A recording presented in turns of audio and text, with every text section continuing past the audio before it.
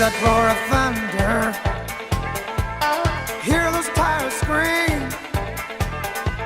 He's every boy's hero, every lady's dream. Flying down highway heading west in a streak of black light called the Bandit Express. Look out, the bandit's coming, tires screaming, engine humming. Looks like the bandit's on the move. Look out, the bandit's coming, bet your money and warn the women. Tell those smokies all to take a rest, 'cause they'll never get the Bandit Express.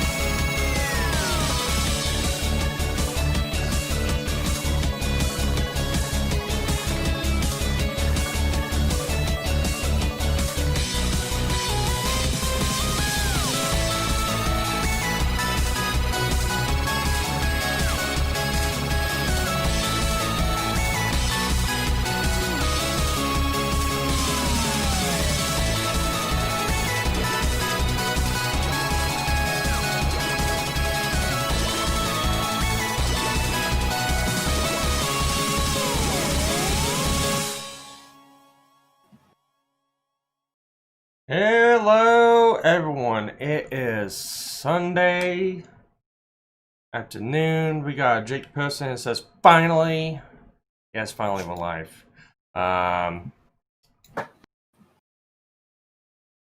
Jake, you get a wrench too. There you go. I'm throwing out all the wrenches. You get a wrench! And you get a wrench! And you get a wrench. Everyone gets wrenches around here. Now, I do know this much. Right now, I want to say this at first. The channel has reached over 400 subscribers now. Mm-hmm. So that's cool. Thanks for everyone who subscribed. I do know some of those, or most of those, probably came from Minx and Crinks' channel from KG Shilling Out this channel. If you are from those channels, or if you came in from that channel, thank you. The show that me and KG are working on, we have got done with halfway of Tongue the Evil and halfway with Goblin Slayer now. And sometime today, after I get done with this, and throughout the week, I'm going to start uploading those to the channel. And hopefully within the next 2 to 3 weeks, I'll actually start releasing them. So if you're coming over here to watch those, just give me about 2 or 3 more weeks and we'll start getting them out. Yay. Yay. Jake says, so how well has it been going in the above realm? Good, I would suppose. But he just phoned home. I guess. But no, welcome to the Sunday stream, Re-Caffeinated. I am here, joined with Pin and Jimax. Rogue should be moseying along pretty soon. Moseying as Rogue moseys, because nobody makes Rogue do anything. No. Rogue just comes where the chaos is needed. Yeah, Rogue comes and starts dumpster fires and watches and cooks s'mores. But over the burning kindles of your life, our lives. Yeah, mostly. Yeah, Mitch, I'm wondering the same thing. Is like, what realm? I'll play along. It's like the realm. Okay, yeah, that realm. Okay. No, I'm actually gonna start this off with a crazy story that happened last night. I've been teasing Pin and Jinmax about it the whole time in the phone call. It's like, I'm not gonna tell this story until we go live because I want. You see, folks, Sparky's coming out as trans. Oh my! That's supposed to be silent. That's supposed to be seen. No, that's not it. You're gonna tell. I just decided to jump the gun. We all know it. I mean, come on. There's something about raising the bar and getting into fights, and just okay. Something about, I don't know. All right, hang on. Jake getting into fights. I don't know. Yeah, Jake seems to be going through the same thing we've all been kind of going through. See, I am so in the void, and it's just weird because that we got a mandatory outage from 10 a.m. to 4 p.m. because the turbines are offline. And okay, so it sounds like you're experiencing power outages. I ended up having a major storm come through here Friday and Saturday. Knocked a bunch of fucking tree limbs down. I haven't got them cleaned up in front of the backyard yet, but it also knocked out my internet, my cable for all day on Saturday. And I was actually contemplating if I was going to be able to do this stream today or not. Luckily, I can. It looks like everything's good and going, no drop frames, and we're going good and strong. The man of the hour himself. Because this is not Sparky show. This is the Rogue show. Oh, yeah. That's the actual true host is here. Rogue, take it away. Oh, wait. I have a hosting position again? Well, of course. I mean, this was kind of obvious to all of us, except you, apparently. But I know nothing of this particular. I mean, I've been busy moving people around from one place to another. You want me to host? Dear God. Or you're the guest. But no, ladies and but no, gentlemen, no. I am Damien Rogue. Everybody else is not really, obviously not willing to take positionings as per normal. Penn is the Muttley of the group. Sparky, he tends to electrocute himself or mutates himself. I have no idea which. He's coming And as Gem trans X is the old mutate. man who's usually grumpy, and we kind of like him. I'm not grumpy today. I can tell you. Oh, today. Yeah, I could tell you because Jim Max decided to leave his microphone unmuted. Oh, he's boomering. I got it. He's a boomer. Well, he is old enough to be the boomer of the group. The things I've heard, I cannot unhear. Yeah. There's a lot of things that most people can't unhear the moment you hear it. No, Rogue. This is like old man creepy. Weird. It's normal So- for, unfortunately, when you get to that age. I mean, he could be. It could be worse. He could be like old man Herbert. But yeah. Oh yeah. Please. Okay, I was gonna spare the people. Old man, old woman. Levels of interaction creepy. Oh god. It's like it's like listening to your mom and dad, have their intimate relations. We got it.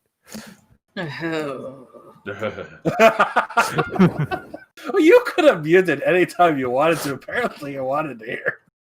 I was very curious because I was wondering when you might actually notice. Notice? Well, No, I was on that's where we you were on the failed. bed, That's but I where wasn't you near failed. my computer. I came Uh-huh. back to Yes, turn it that's off. what I was implying is that you were on the bed with your wife making sounds that nobody else should hear. Sounds that no But one you else kept could- listening, so that's all I got to say. That says loads more about you than it does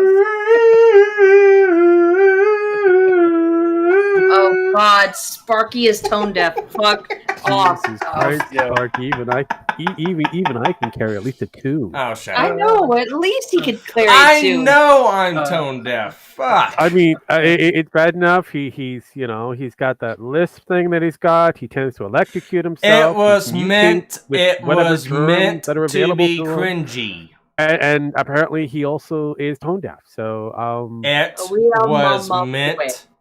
to be cringy. All right, Okay. so Sparky can save himself here. Why don't you really sing for us now, Sparky? You can save yourself. You asked for this. You are currently asking for this, so go ahead. Take it away, Sparky. Be intentionally non-cringy. Oh, see? Therefore the gods have saith. there's gods related. Thunderstorm outside. heavens That's doth not the- Yeah, they actually did. I heard. The heavens doth decree. At first, was that Sparky? So That's I was not nope, the that was gods. actually that was Penn's personal Drew soundboard. I've heard worse. I mean, The natural sounds. all I'm waiting for is Sparky to be running out with an umbrella Sparky that doesn't have the left. actual, it's the Sparky frame out there. Sparky so does you not can want to see, sing. bit of electricity. Is he setting up his His microphone, his studio, his sound. Yeah. synthesizer, her mic synthesizer that will allow his voice to sound like. No. I was going to say it would be a bitch move if you tried to go crazy and have her sing it instead. I'm back. I left I because I got thought you stage said fright. you weren't going to be doing this show. He got stage right. All right, well we'll just knock this off. The Sparky can't sing, so. All right. I never claimed I could, and I. Well, always you stated just said I- you did that intentionally, so we want to hear a better tune than that. It just has to be better than what you just All said. right. Whenever I intentionally seen, it was intentional, meaning that's how I seen. Oh, Uh-huh. basically. That's the you reason. say- If I wanted to do it, I would have just downloaded the song and put it on my fucking sound pad. You not could have try done to that. s- That not- would have been yeah, a I lot cou- more, But you catchy. proved that you're tone deaf, so Yeah, Sound well, deaf? I Well, we know say- that he's sound I deaf. have said I am tone deaf. Yeah, but you said you were- I am quite- colorblind, But again, and I am I tone think we've deaf. known this for quite some time that he's tone deaf.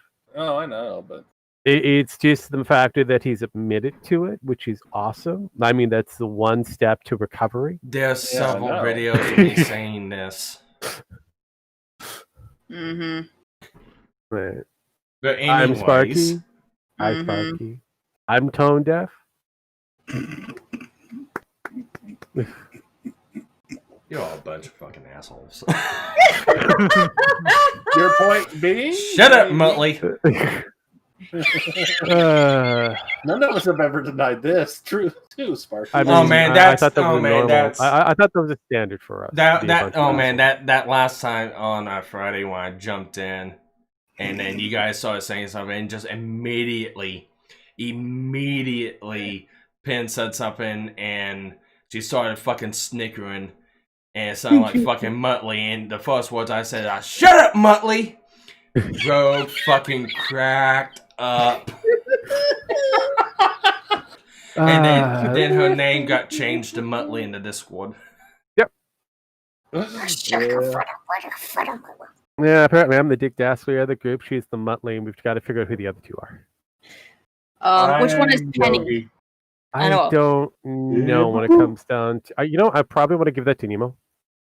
Nemo's I'm Shaggy, okay, so like Zords, man. You're maybe more like Scooby, but I would have said Fred because you're He's not. He Nerd doesn't enough? wear the ascot. He But needs I to wear don't the have- ascot if he's going to be. I Fred. don't was dress never fancy enough.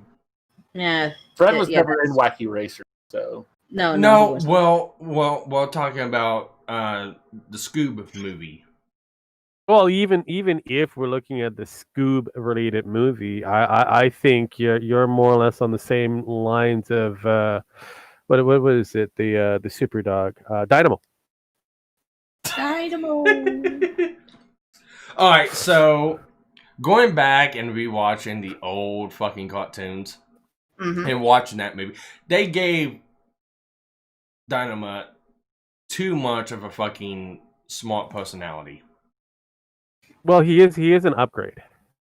And I was going to say, and he would have been senior at that point because then, Junior took over for Dad, but it was the same Dynamite. So It's the same figure Dynamite. experience.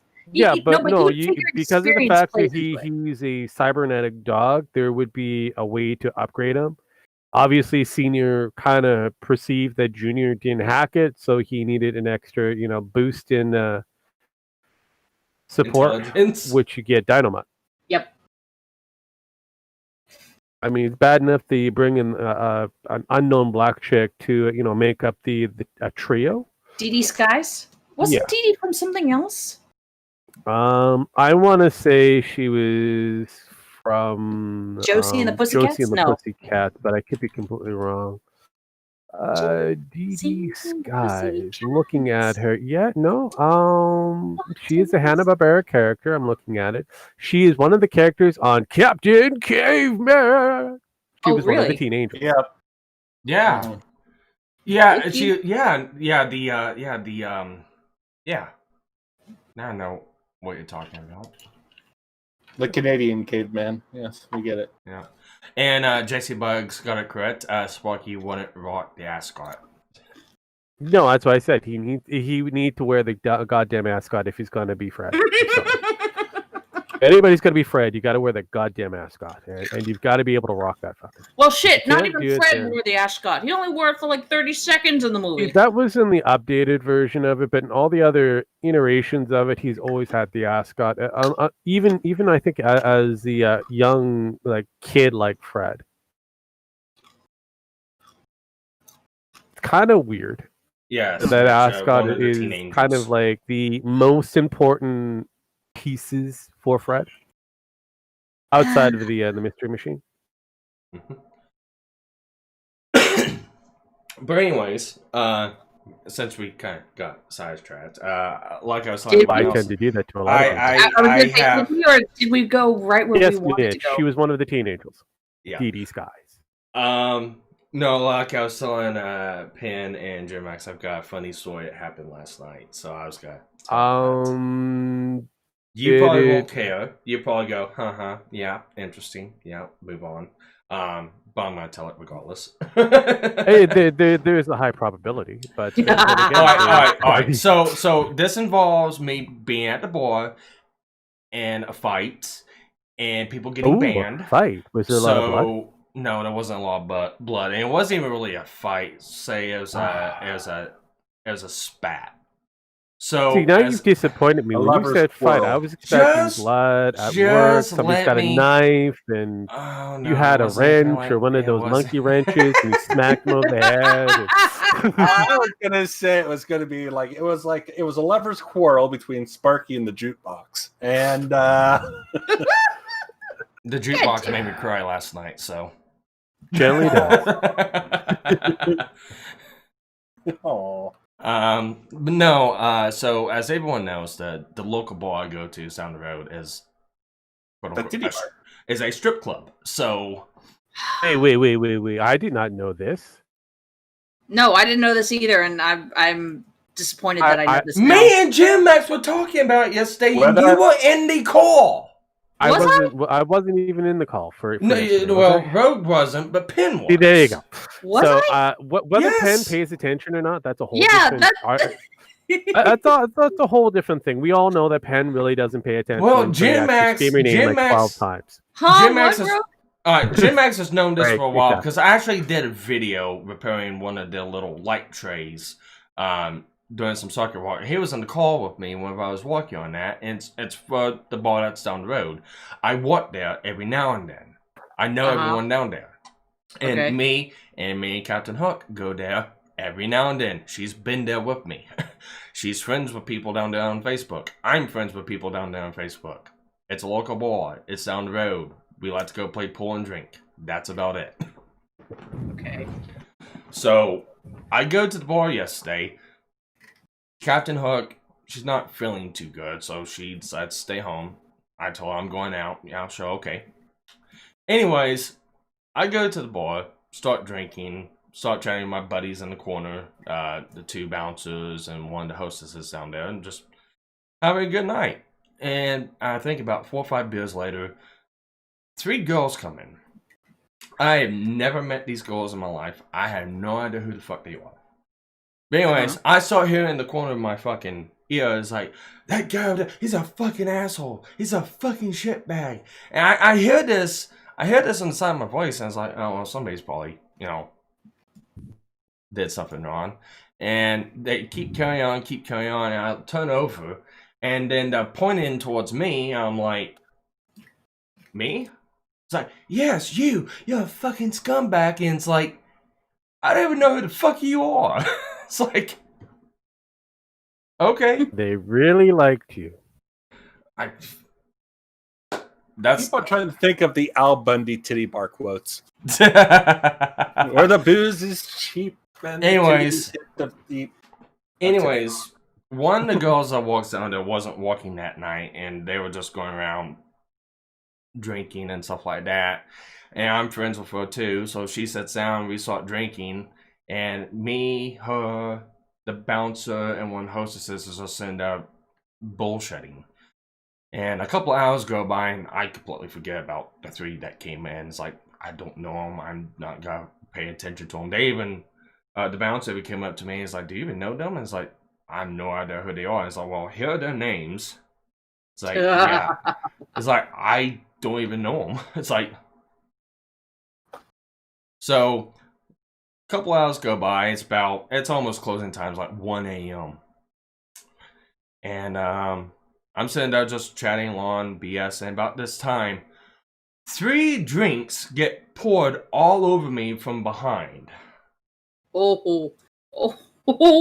A beer, a margarita, and a Jaeger bomb. Okay. Please tell me arrests were made after lights were punched out. Just wait. So I'm sitting there just talking. One of the girls that walked there that was, not walking, she gets covered in some of it. The bouncer right there gets up. I about get up and I swing. I don't care if you're female or not. You act stupid. I don't discriminate. And I decided not to. It's like, what the fuck? It's like, and apparently in that point in time, my name changes from Taylor to Aaron. And it's like, you're a fucking scum. It's Aaron. like, you're a fucking scumbag, Aaron. You got a wife for 5 years and 3 fucking kids, and you doing it at a fucking place like this. Who in the fuck's Aaron? It's like, the owner sees what's going on. I swear she's got to jump over the fucking bar. She's behind the bar, and I swear she jumps over the fucking bar. And this is all going down. And it's like, the bartender gets up in their face, like, ladies, this ain't Aaron. His name's Taylor. You guys got the wrong person. About that time, there's another person videotaping this whole thing. One of the 3 girls. And it's like, well, you can't videotape in here. It's like, for reasons. Yeah, no, I get that. And it's like, and it all goes down. It's like, well, we're gonna tell your wife about this and stuff like that. It's like, do it. I don't even know who the fuck you are. I am not Aaron. It's like, so they end up getting escorted out. They're still hooting, fighting, and carrying on, and it finally comes out to, you know, I pull out my fucking license and I fucking throw it at them, and it's like, look. And they look, and it's like, this is fake. It's like, and I just turn around, I look at the owner, and it's like, I've been coming here for the last 2 or 3 years. You know who I am, right? Yeah, I know who you are. And it's like, yeah, I know exactly who you are. You 3, you guys are banned. Do not even come here again. You come here again, police reports will be filed. Nice. But apparently, you know, Aaron's also a mechanic. His nickname is Rusty. According to Mansquatch, he's your evil twin. I don't know. Well, we ended up doing some research afterwards, and we looked him up, and we looked, you know, not a true double gainer, but, you know, with Close enough. With some alcohol and the dark light thing, and, you know, not getting go. I could see what a mistake can be. I could see what a mistake could be had, but a mistake was to be had because you got banned from a a strip joint. I didn't. Hopefully, The steaks were really tasty. Yeah, no, I didn't. They did. No, that's what I meant. To be, I got free shots from everyone in the bar.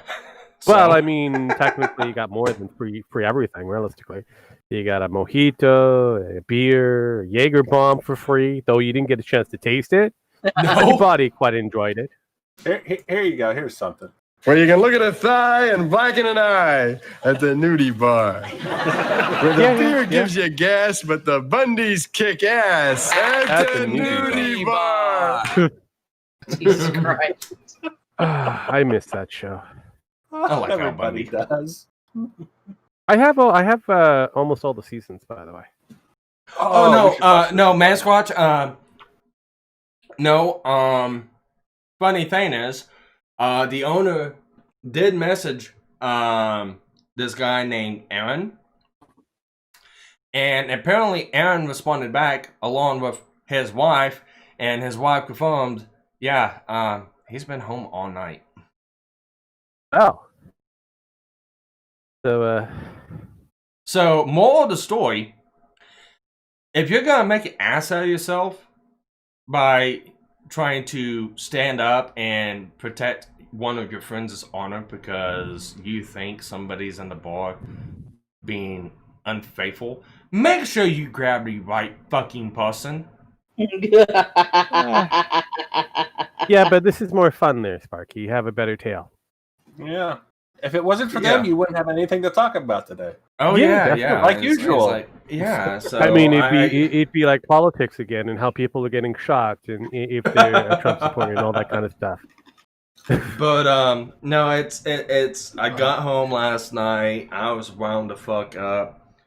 Captain Hook. I told Captain Hook. She was pissed off. It was like, who are these 3 fucking bitches? Somebody needs to ass stomped. And it's like, calm down. They've been taken care of. It's like, Well, I mean, it could be an Ernie, it could be an Aaron, it could be a Steve. For all we know, I don't know. Steve As long as it's not Quaid or McGee. Quaid. Yeah, but I did. When I got home, I took a shower. I took a shower this morning. I took a shower at noon, and I took a shower an hour before the show. I still smell like fucking Jägermeister. Well, I mean, it is a cough syrup. It takes a while to get rid of. You could always put I on told him a cologne. couple weeks at least. Yeah, it's like I can't. Oh I no, don't Sparky. like- Sparky, I got this perfect solution for this. Tomato bath. God. Yeah, it usually helps, but no, it's a thick, fruity you're syrup. thinking of skunks. This is worse. Well, I mean, okay, pineapple bath. I was thinking get some pine sol, add that to the water, and then scrub down. Pine Sol might work, yeah. But no, that was my quote unquote wild night last night. So I'm just sitting up dumbfounded. It's like, how can anyone act like this at a fucking bar? And now remember, somebody's always getting into a fight down there every fucking night. Apparently It's a you've small never town. hung out with the Navy, Sparky. No, I haven't. Good for you. Yeah. But really good. It's good for you. Because, oh, God. But no, Sailors- it's Sailors what? For Sailor people Scouts? well, pretty much. For people who never really do anything but sailing a boat, they like to tell stories like they've been in the thick of it. That seems like a total Navy bullshit. That seems normal. Well, Jesse Bug, Masquatch can confirm I am one of the village people, so. Oh, I don't remember a mechanic being part of the group, but He's the if he's you the give pole him a climber. cowboy hat, then yes. No, there was an electrician, wasn't there, who climbed the pole? There was supposed to be the blue collar man, but I'm the I thought he was Native like a- American. Oh, you have the headdress. I just, I know Sparky keeps saying he's Native American. He's just, in my eyes, he's just too white. Sorry. Well, there are unfortunately some Hispanics. They do come in the white shade. I know, man. It happens. Actually, some actually come in a very dark melatonin, like black almost shade. To be fair, I am 164th, so. Oh, so You're still a lot 164th. more than you're so far certain away from the politicians. actual gene pool, but you're kind of, No. I- Sparky is still closer than a certain politician. I mean, 164th it's pretty much out of the gene pool. It is, but I can at least connect my lineage back to somebody who is actually was. Oh part of no, the I'm not tribe, saying so. you couldn't. Tonto. I mean, you could probably even connect your lineage to Genghis Khan. It's got a high probability, but yeah, you're kind of out of that gene pool of inbreeding. So that's good. Damn it. Hey, he's less inbred than the Hawaiian. Correct. So, Correct. there you go. Yeah, the Samoans, And, Hawaiians, well, anybody and the who's on English. a basic island, pretty Well, much the is inbred Samoans and the to the English. point So don't where forget that. So yeah. there's always the English. who But really besides make from it that, my week, besides dealing with emergency at work, that was bullshit. On Saturday, was pretty good, except for that little Sailor event boy. that happened last night. Oh, I mean, that's as long as you had fun for that one. That was always interesting. No, what did I do yesterday? Because today is Sunday. Absolutely nothing. I do know this much. Me and Penn had some funny interactions on Twitter throughout the week, and we had one of my friends, Dr. Hub, comment, "Do you guys agree on anything?" It's like, and we both just unanimously said, "Anime." Anime? Yeah, Anime. anime. It's like we agree on anime. for the most part. But no, if anyone's seen the interactions on my Twitter, it has to do with the Kyle Rittenhouse event that happened up in Kenosha, Wisconsin. We're talking about the kid that the 17-year-old that shot a few people. Yeah, 3. and Killed I 2. said a few. I didn't say how many. He shot 3, killed 2, injured 1, and about blew that one guy's arm off. And I haven't been trying to fight with people on it, but people came at me trying to fight me on it because I simply stated I don't think, without more evidence actually supporting what happened, I didn't think it would be self-defense. And if it was going to be a really tough battle because he was breaking the law. He technically did break 2 laws before that event even happened. So it's like if they really wanted to, they could fight it and say unclean hands doctrine. So I was coming at it from a standpoint of looking at how the law is, looking at everything that happened. I just didn't see. Yeah, but from what I self-defense. kind of pieced together, within that state, you have the retreat that you have to do before you can actually shoot. So Yeah, well, he did retreat. He did retreat, but here's the thing. So there's perfect video evidence showing him self-defending himself and all that good stuff. But that's what the other 2 shootings. It was the first shooting that happened that was in question. And well, that's right there because of the fact that there was a guy with a gun, a handgun, who actually fired, whether it was at him or not, regardless, a gunshot was heard. Yes. The guy with the hand weapon does show up later in the 3rd or 2nd shooting. Yes. So it actually, it's like a continuous. It isn't just one thing. It's it's a continuous situation. Time out. It is, but here's the problem. The first guy got shot didn't have a gun. Correct. So the guy that got he was shot about to turn himself in. I've watched multiple different. He was trying to turn himself in, and he was trying to do the right thing. What I'm saying is, and what my point was, and it's like I told everyone, I hope the best for the kid. Yes, I would say he did a good thing. It's good that the communities are standing up, but he did so many screw ups before that. It's like it's like if I didn't call it out as it was, I would consider myself no better than the other side. So that was the point I was trying to get at. It's like, yeah, I agree with him, but I just don't see this going out like this because at the time, that first shooting, somebody fired a gun in the air. The guy got hit by Kyle that didn't have a gun. Yeah. So that right there, it was unclear what happened at that situation. Actually, I was looking into this more last night after we stopped talking about it, and this morning. When it first came out, that's what I'm saying. Well, the guy who fired the first gunshot in the air, or whatever it was, he might actually be guilty of the whole thing since he instigated it. Yeah, what I'm saying is, yes. So the kid might actually be completely innocent. It is possible because of the factor that you do have 3 individuals attacking this kid for whatever reason. It starts off him trying to give aid to one of the protesters, to then having some groups within the protesters to go out to attack him for some reason. He then flees.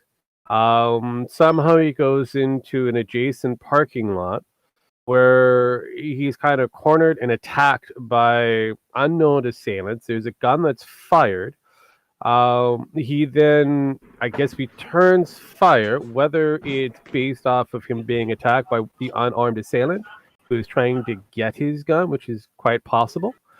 It was. Or something else. Yeah. That happens. He then calls it in. He doesn't call it in. He calls a friend. He never called the police. Well, again, he's calling it in. It becomes another problem altogether because now you have that same group that's going out of the way to attack him now going even further to take him down to either A, beat him up, or B, kill him. And it's even stated in the videos that they were going after him, and that wasn't the point. And that's let me kind of I'm trying to piece this together how I was looking it's at just it. the basis of the information that we have right now. There's probably more, but what we have is a messy altercation.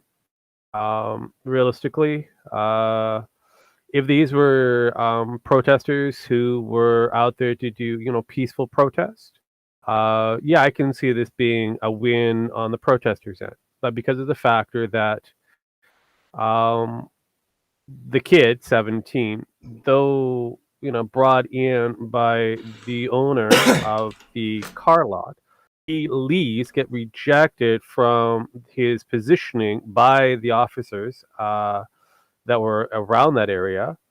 He then somehow gets to a parking lot where you get this chunk where he's being attacked.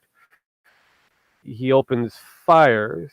Then it becomes a mess. He flees eventually. For survival, you can see him being taken down. That's where he shoots again. Yeah. And then as the third shot, he has the patrol or SWAT or whoever.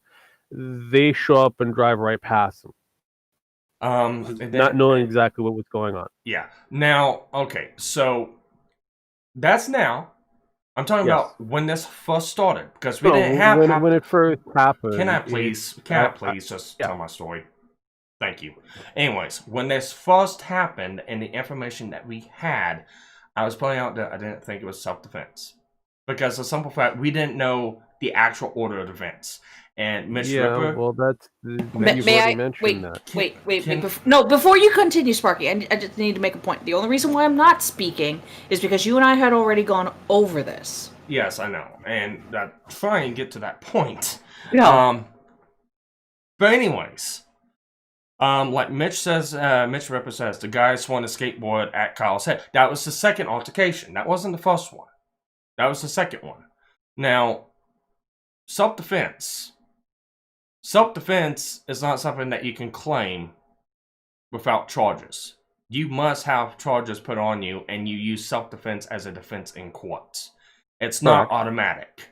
It must be fought and defended. So, him getting charged, that's part of the law process. Now, what is the determining factor of that is actually the first event, the first shooting, which there was no good video of.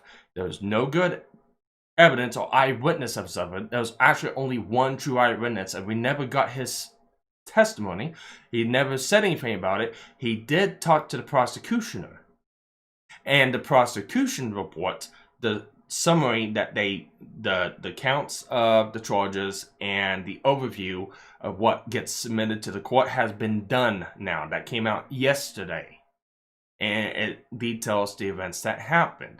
Now, we didn't have that to begin with. So it really depends on that first altercation. That first altercation, if it was unprovoked and he shot somebody that wasn't aggressing, every other charge of self-defense is null and void. Because it's then considered fleeing and evading. So even though, yes, what you see in that video from the second altercation is self-defense, that no longer puts into account because he killed someone illegally during that first charge. That's why I was coming from. And the screw-ups that the kid did beforehand, I already know everyone was guilty of this, but regardless, if they wanted to push it, they could use this against him. He was out past curfew.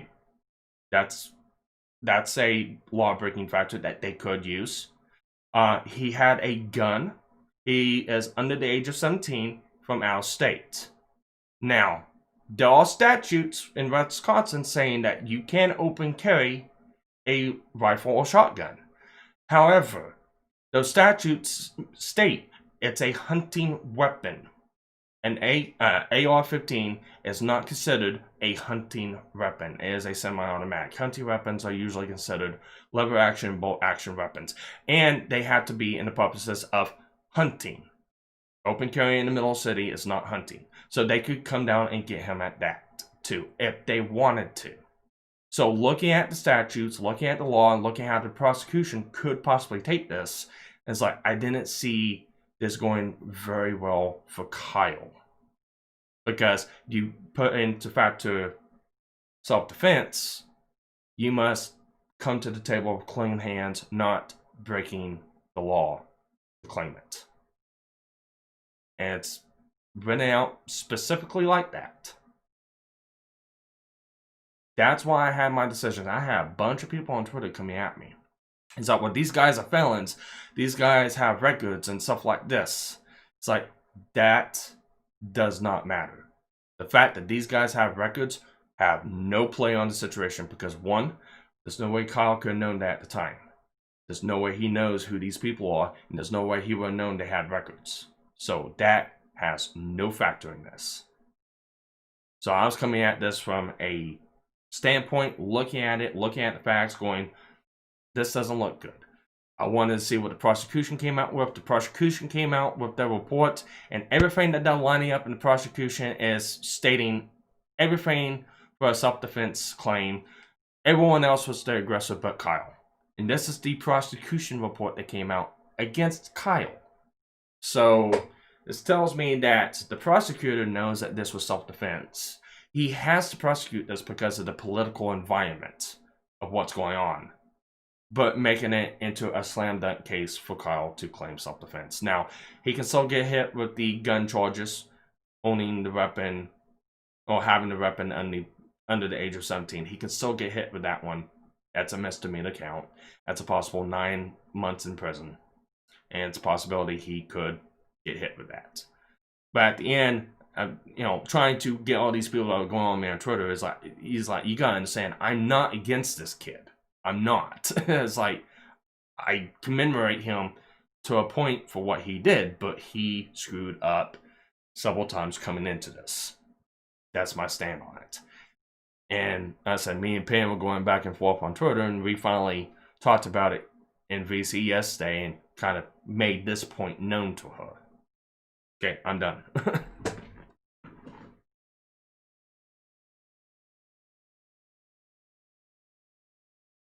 And now nobody says anything. No, I was going to say something, but I was going to say now that we know that this riot isn't really our protest isn't really a protest over something logical like a suicide and not a police killing. Let's just move on with our lives. Mitch, what is the difference between a hunting rifle and a non-hunting rifle? Like I said, hunting rifles, and it's really how the state of Wisconsin determines that. And there's no clear state on what is determined as. Now, if you look in a lot of other states for hunting regulations, hunting weapons are usually looked at as single-shot weapons for game use. So single shot meaning it doesn't fire semi-auto. It's a lever action, bolt action, because the regulations for hunting, it's a game sport. So it's really not a fair take to, shoot a deer with a AR-15 that can shoot, 3 rounds with every pull compared to just a lever action and bolt action. So really it comes down to how they would classify that. Would they classify this AR-15 as a hunting weapon? It depends. They have that saying that. But usually it's referred to as a lever action and or bolt action weapon with a single shot mechanism.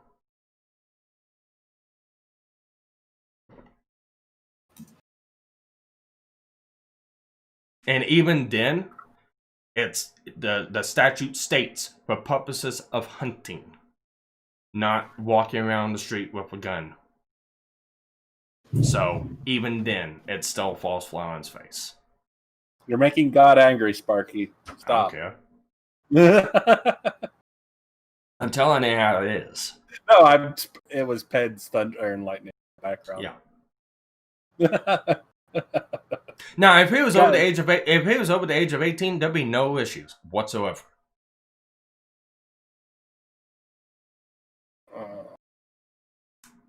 The AR-15 is considered a semi-auto, so yes, you can, but it also has that ability.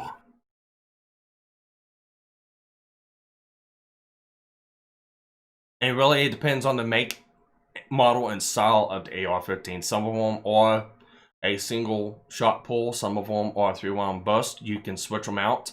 Like I said, they told us it was a Smith & Wesson AR-15 style rifle that shoots 223, I think. Yeah, 223. So I have seen a couple of ARs that are semi-auto, that they're 3-round busts. You can switch them over to a single round bust. I have seen modified ARs be converted from semi-auto to full auto.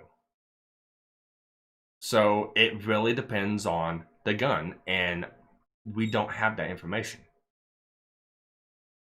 But even then, like I said, the statue falls flat on its face because it wasn't for hunting. It's not hunting season. It's in the middle of the night, in the middle of a city. The city's on fire. I'm pretty sure there's no deer around. So it wasn't for hunting. And that's the only way a 17-year-old can open carry a rifle-style weapon is in hunting. So even then... Mitch, you can modify it. I have seen them being modified.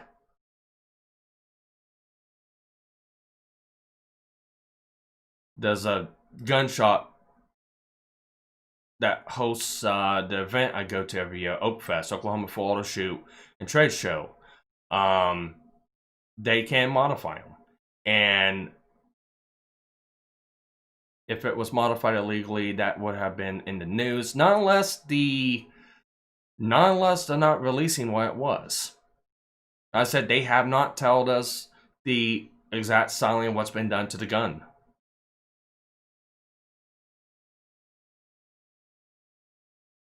I am assuming what we know. Yes, we don't have all the facts. That's what a lot of people have been doing.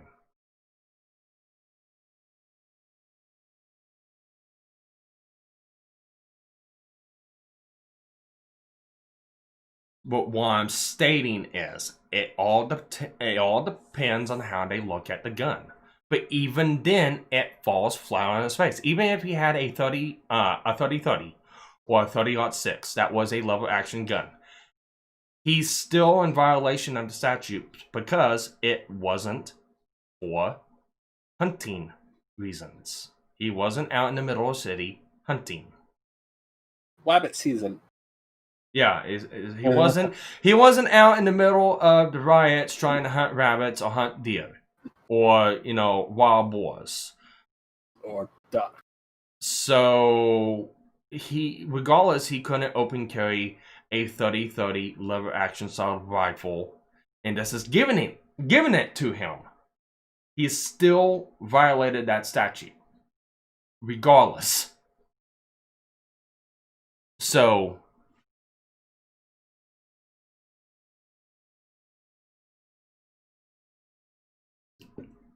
and what do you mean, pedos? If you're talking about that first guy, Josh, again, the fact that he was or wasn't has no merit onto the case because there's no way Kyle knows who that was and what charges he had against him. So even then, no merit.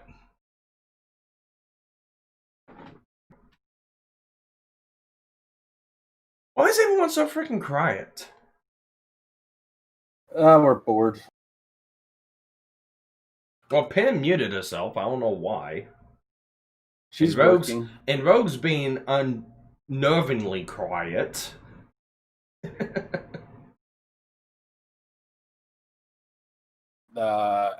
Maybe he's on his. I think time he's out. on his Yeah. laptop. Mitch, So, that's fine no and dandy. Yeah, that's fine and dandy. He was taking legal action for the Second Amendment to maintain the security of a free state. Here's the problem. Wisconsin is not a stand your ground law state. You cannot stand your ground. He does not own property or businesses in Wisconsin. So the castle doctrine doesn't apply to him because that only applies to people who own the businesses, not volunteers and or employees. He was not. He can say and claim his part of a militia, but even then, you can't do that. And the only way you can legally protect businesses if you are not the business owner and stuff like that is to be deputized by the sheriff, and none of those people were deputized. So even then, that stuff will fly on his face.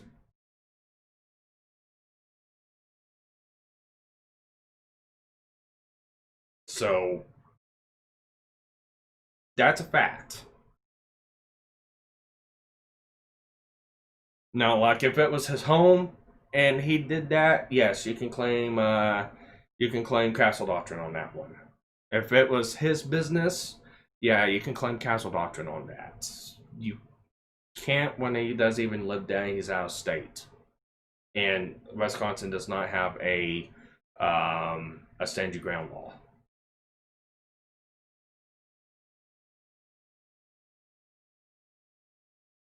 I know you didn't say the castle doctrine. I'm just simply saying it as, how you're putting it. He was taking legal actions per the Second Amendment to maintain the security of a free state.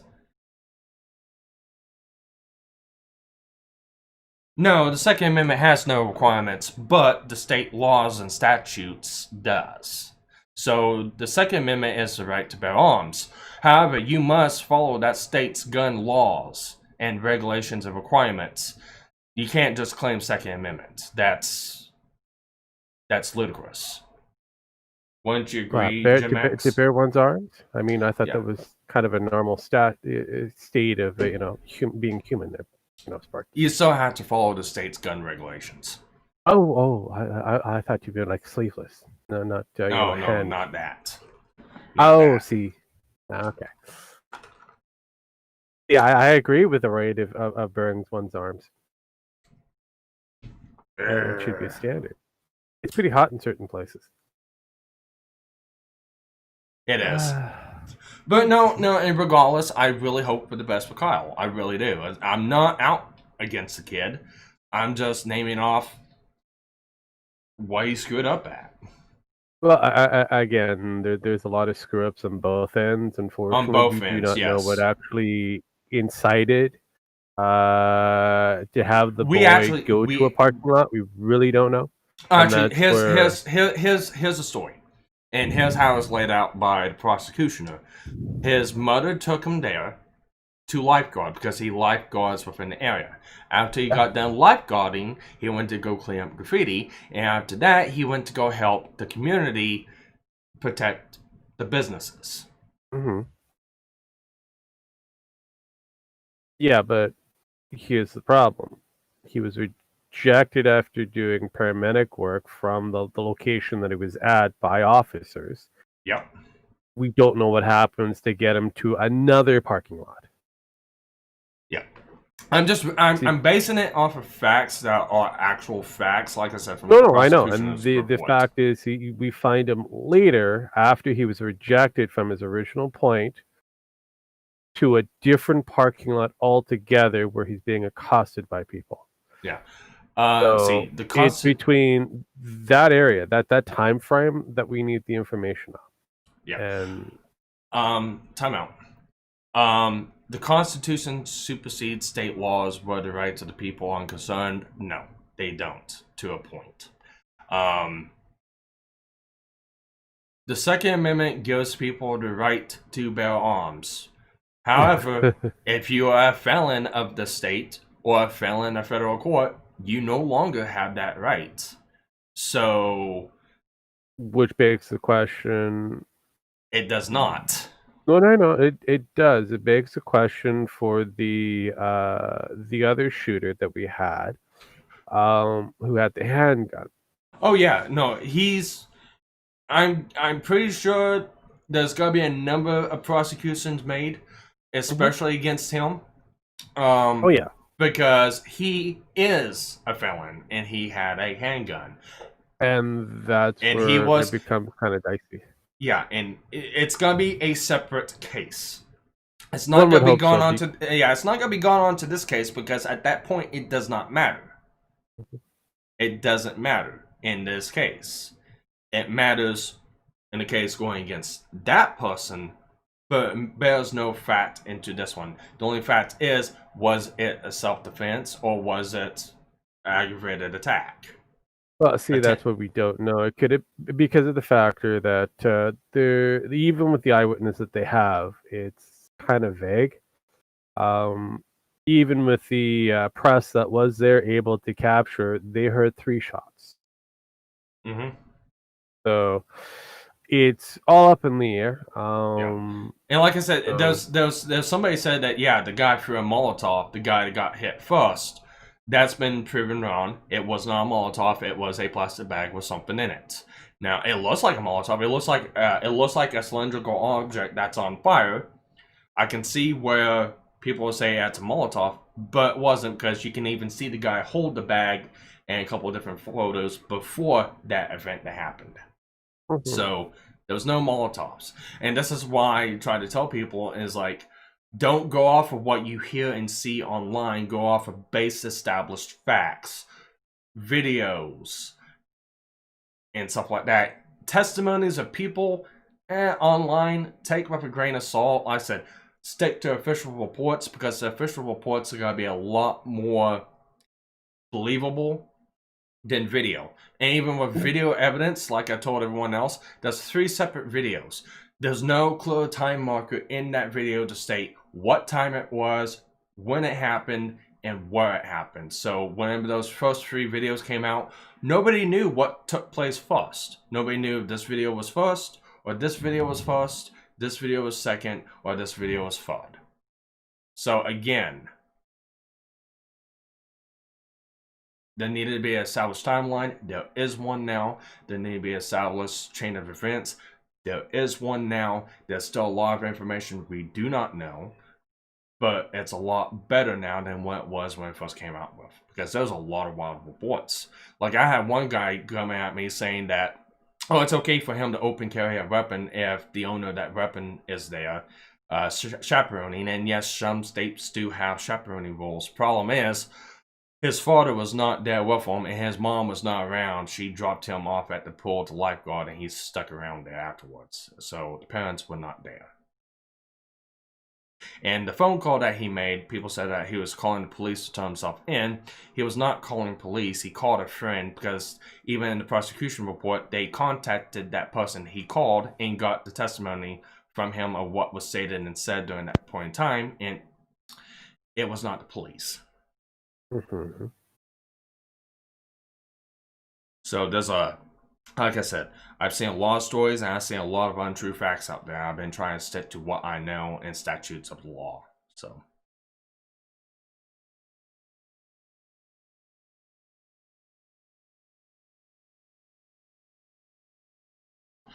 But anything else you want to add to that one? Anyone? Including the 2 muted people? Oh, you can give up on the 2 muted people. I think they gave up a long time ago. Yeah, but anything you want to add on to that, Jim Max, when you get a chance? Maybe later, but right now we're talking about orange juice.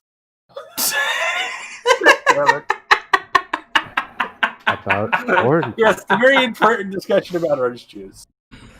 Orange wow. Juice. Are you mixing the orange juice? Wow. With pineapples and apple. Then it's no longer orange juice. Now it's a fruit punch. No, it is pineapple flavored juice with. No, it's just orange and apple and pie. Which is a punch. But it is a punch. But here it's called the separate. There you have to define. I understand that they have the titles that they come, but that would be considered a punch, unfortunately.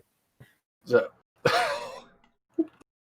But we're talking about important things here. Welcome to Sparky's Tech Corner, folks. Welcome to Sparky's Tech Corner, folks, where we have a serious discussion about a shooting that happened and then segue over to talking about orange juice. Yeah, something. Well, you wanted my opinion, and I'm trying to talk to my wife. So I was muted. but you wanted to Yeah, hear no, it. So. I get it. You're on a Apparently, show. you're going to be wearing the I orange know, juice. but I was trying to stay muted. You're on a show. I mean, are you going to wear the orange juice? Yeah. I gotta go. I gotta finish this. I'll be back. I promise. Yeah, okay.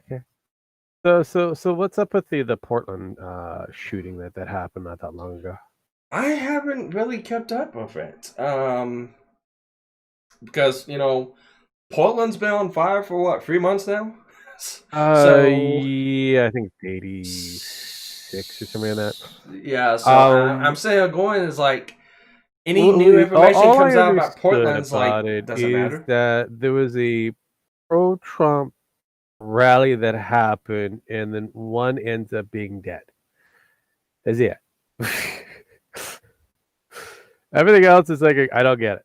Either the person in question is a Trump supporter at the Trump rally, was around the Trump rally, has nothing to do with it. Either way, he dead. That's all I know. I'm Can you kinda... imagine? Can you imagine if Republicans acted like this at Democratic rallies? Oh God, it'd be interesting. That's what I was expecting. The way how the Democrats say the Republicans are for the most part. I expect them to run up with soft members of neo-Nazis or whatever to decimate entire towns. Mm-hmm. But apparently that doesn't happen. So and it only seems to be happening, and again, blue states, with those who classify themselves as left-leaning or democratic. It's very weird. Yeah, I don't see Again, Republicans I'm doing this. and I'm looking at this, and I kind of go. I was gonna say I don't see Republicans doing this. I see a lot of Democrats doing this. I do not see Republicans doing this. So it's like, Give me what's a moment. going on? And okay, I'll give you a moment. And while I'm giving him a moment, I'll say this much too. All the neo-Nazis or the white supremacists that probably sitting there going, yeah, go for Trump, go for Trump, go for Trump. Yeah, most likely. And they are highly disavowed by other Republicans. So Yeah, no. it's like so saying, oh well, a white supremacist group is for Trump. Well, and they're not liked by us. It's like, okay. Yeah, but I thought a white supremacist group is also for Joe Biden. I mean, I'm like all over the place on this one. It's like, yeah, I'm like, okay, so I'm not gonna sit here. I'm very laxed on my political values, and I don't. Well, I thought try you were to... very white on your political values. You were very, very black. Oh, we said lax. Sorry, I kind of misheard you. Sorry. Laxed. So I live in a neighborhood, and down the road you'll see a Trump sign, a Trump sign, a Trump sign, a Joe Biden sign, a Joe Biden sign, a Trump sign, a Hillary sign for some stupid reason. Well, I mean, they probably are hoping that she'll come out of the woodworks and run. Yeah, but everyone here gets along with each other. It's like it's not this red versus fucking blue. I swear to God, they should restart red versus blue and just instead of having it Halo themed, have it the Democrat versus Republican and make corny shenanigan jokes and stuff like that. Yeah, that's what needs to happen. I mean that seems reasonable. I mean, you do probably have a lot of memesters out there that probably do it for you, but yeah, I really don't get the whole. I mean, I come from a nation that has like multiple different parties running for a seat of power. We only have two, which seems to be a problem. You might want to encourage people to have like a third or a fourth option. Well, there is you can run independent, but that again, that's not established. Here's the thing, though. People keep on saying that, and we have third parties that run all the time in our government. All third party people. They just No, don't make it but very far. from what I understand, No, they make for it in all the order way for to the end. no, They are yeah, but from what literally I on the understand, fucking for them to ballot, be Sparky. established, I thought the fact that they would have to gain enough seatage in order to be an established party. They has to be an established party, but anybody can put their name on the ticket. Technically, I could go if I had the money. I can go to every state and put my name on the ticket. Would that keep you as an established party, or is that just like a Independent. gateway? All you'd have to do is, I mean, that's what Ross Perot did. He didn't even have an established party. I He put think his what name on every state. all right. So I think I misunderstood Rogue. So what Rogue's trying to say is a third established. You got the Republican Party, you got the Democratic Party. Have a third established party, not just independent. Here's Because the thing independent, with that: we have enough people to be, the way you become a third party or even start a party here. Guess what you have to do first, Rogue? You have to get 5% of the national vote. yeah, and has anybody done it? The only one that ever came close was Ross Perot, but Okay. he got kind of screwed out of it. So again, it kind of leads back down to that original statement. You guys could have a third established party. I mean, technically, everybody could just vote for a different person other than the two main parties. We could just do that, but no one's going to do that because everybody's afraid to fucking lose. Well, and that's the problem. It's just the even fact though we would that all in win. order for you to create an established party, you have to go in that you're going to lose this fight, though you're opening up a door for a new party to eventually win. Yeah. Oh, I know. That's the problem. Everybody in this country I don't wants see to be a winner. anybody really wanting to do that. And that's the problem. Everybody wants to back a winner in this country. No one's got the balls to actually try to go for a third party. I mean, this would be the perfect fucking time. But we got too much fucking media coverage on only two people. When technically we have 3 or 4 different people that should be on the stage with them that never are. And that's where, I mean, Because hell, up ever here, since I mean, Ross Perot pulled there's it a few party members that don't appear on certain tickets in certain areas of the province, but they're up on the national stage to, plead the reason of why they should be voted in. Well, Trump was at the last convention, at the last running, said he wanted, and he literally did want this because he doesn't believe that it should only be 2 parties either. He was trying to say, hey, anybody who's running for president should be on this stage. Yeah. Whoever is on the ticket, on any ticket in any state, should be on this stage. And they wouldn't and the Democrats wouldn't let them do it. Mm-hmm. The Republicans were kind of like, yeah, but they had to go along because he was the party leader at the time. Yeah.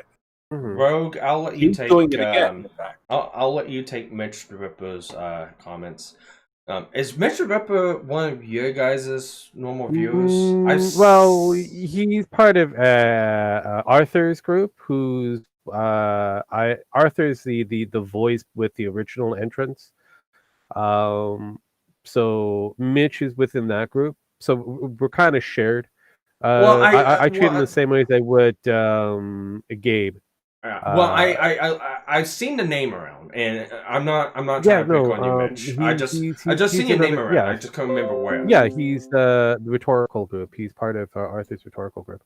Okay. I think they have a new title, but regardless of the fact that they're more of the political end of it, they would be. I mean, Mitch would be a really good person to have for an established political talk if you really want to go down that rabbit hole. The two of them have created a book, so not trying to plug anything for them, but Penn's also done the cover art for it. So he seems to be going on. Remember, the Republicans, Democrats have a coordinated effort to prevent other options. Yes, that's the other thing I actually do agree on. There is a coordinated battle that's happening. This is the reason of why I said in order for you to have an established third party member, well, no, Mitch, realistically, Sparky doesn't normally deal with you that often. I just forget that you're part of Arthur's group. That's about it. But regardless of the factor, I think I covered that. moving on. Yeah, no, that's where you have to have somebody to go out of their way to create another established party, knowing that that first run is going to be a loss, but the future runs could be a win somewhere down the road. It is a slow build, and that's where you have to take that opportunity. Fear not, and take a stab. Once that everything has been established, you should be able to have a good run. Because I agree with people like Trump on that when it comes down to there should be more people on the ticket. If there's more people running for presidency, everybody should be able to voice the reason of why they should be selected as president. Will it divide the votes? Yes, but that shouldn't matter if you have a clear winner at the end of it.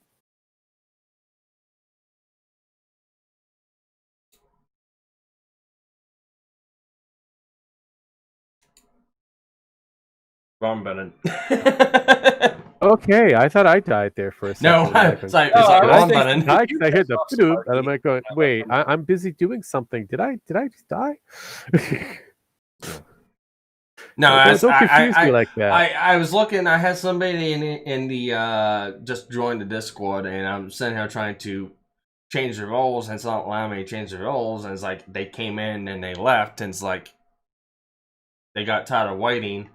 It's like right. Arthur's changed the Discord to the Richdale group, right? He's got the Richdale thing. But yeah, him and Mitch, also a Nemo apparently. Yeah, they're more of the political individuals. You could probably go under what is, I know it's rhetorical something. I wish Penn was here. Mm-hmm. Yeah, I'm not. She actually. He's the one that introduced me to Arthur. Okay. Well, I'll say this much, and Rogue can attest to this. I really don't talk a lot of politics. I usually let Rogue and Jim Max. I just go for base values of why I agree with, and that's how I go. And I voted for Trump. I voted for Trump for the simple fact he pissed off everyone in the political positionings so bad. It's like I want to see more of this because I didn't agree with most of the people he was pissing off. So that's why I voted for Trump, and I'll do it again this year too. But as far as like having debates and talking politics, I'm that's not my strong suit. I don't do a lot of that. And they left me by myself again. So great. I've got 2 muted people and 1 rogue that left. So I guess you guys are listening to me for a bit. Did you run everybody off again? I guess I did. Why do you do that, Sparky? Everybody just tries to be nice to you. Oh, I know. I mean, they give me free drinks. They offer them to me in a unconventional fashion, and they get banned because of it. Yeah, everyone's just nice to me. I'm just a total fucking dickhead, I guess. That's what I said. Geek and bad. Geek and bad. But no, somebody joined the Discord. I was trying to change the roles, and they came in. They said something waiting, and that was at 6:22, and they got tired of waiting, and they left. And it's like, I even have the note up in the waiting room is like, please state the reason you joined. Yeah. Do we have somebody in here? Did we? Still up. I probably need to change that a little bit better. It's like, please state the reason why you joined. Please be patient. Yeah. Well, there you go. It's like, if, please state the reason you joined.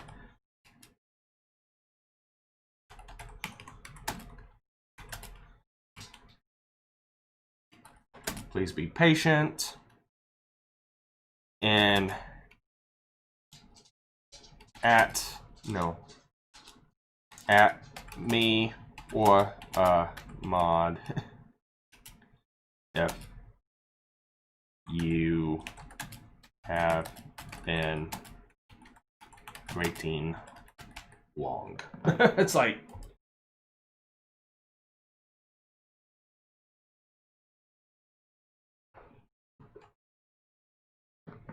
yeah. Okay, so hopefully that takes care of that one. And You yeah, never know. and Mitch has joined. Okay, give me a minute, Mitch. Roles. I'll put you as a mini boss. If you want to join in, you can. Just hop into general and I'll pull you into Robot Masters. I think mini bosses should have roles to jump into the general chat, so I believe.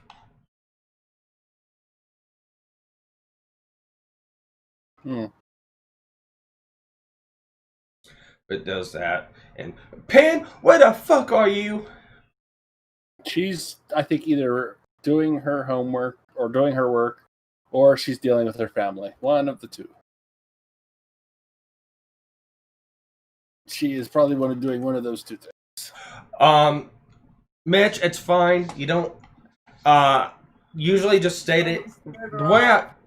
The way I've got the Discord set up. We already talked about that earlier. Yeah. Can you mute yourself real quick? Yep. Yeah. I have it set up that way because about a year and a half ago, about a year ago, I had a bunch of people try to raid the Discord and cause a lot of disruptions. So I had to make a check entrance so I can verify who was joining Discord because there's a lot of alt accounts and stuff like that. Usually I bypass that if it's somebody I've been talking to, interacting with in chat, if I know them. Usually when you come in, because Mitch, you're doing it wrong. Yeah, but anyways, I usually have people just stay in the rating room. That's why I have that one area. But you joined in so quickly, I just pulled you out and put you into a role into Discord. And usually when you do that, you don't see the rating room no more. So, yeah, you can join in anytime you want, if you want. And you can have a nice little chat with Rogue about politics because I'm going to say and go, okay, Yeah, no, it's a beautiful thing with Sparky. He tends to do that a lot. Yeah, because I just Nope. yeah. I know I had Mitch on one of the shows for the TRPC where we're talking about the Second Amendment. I had Nemo do most of the work on that one. Mm-hmm. Now, when it comes to stuff like that, like I know stuff about like Second Amendment, the Constitution, stuff like that, and unfortunately, the Constitution like that, it's the guidelines.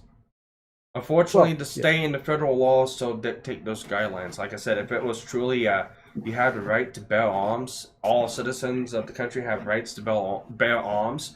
It doesn't say anywhere in the Constitution that felons cannot bear arms. It does not say anywhere in the Second Amendment. But a felon cannot bear arms because they are considered a felon. So at the end, the state and the federal laws still dictate the Constitution. Bear arms, bear arms, bear arms.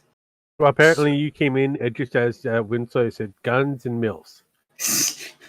Congratulations, Pat. So, I mean, it's like, I agree with the fact that the Constitution is there and the amendments and the rights and stuff like that are there for people, for all people. They're not supposed to be trifled and trampled with.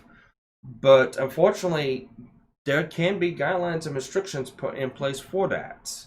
And is it right? No, it's not right. But it happens. You have an amendment for that there. Okay, Mitch.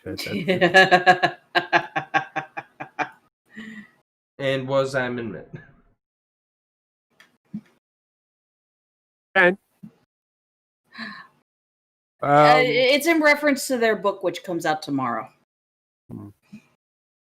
So, Mitch belongs to Arthur's group, right? Yep. Rhetorical or rhetorical Arthur? I think they renamed it something else. I know the Rich Deal or something like that, but it reminds me of like Archie. Yes. But yes, Instead of being Riverdale, the Rich Deal. Before that, was it Arthur Rhetorical or Rhetorical Entertainment? Thank you. Yeah, you can come on right now if you want. It's whatever. This is a Sunday bullshit stream. That's all this is. Usually Rogue takes it to political places and other things like that, but this is just well, we might not be in here server. Together. He just they're joined. eating pizza. Apparently, I was Oh. late, and Yeah, he Late just and gay. Yeah, he Late just and gay. joined. Yeah, he just joined the Discord. We're in Robot Masters. You will have to jump into General, and we'll have to drag you into Robot Masters. So Beep, boop, beep, bop, boop. if usually you Windy, if he want decides to jump into anything, he talks about MILFs, so it's all good.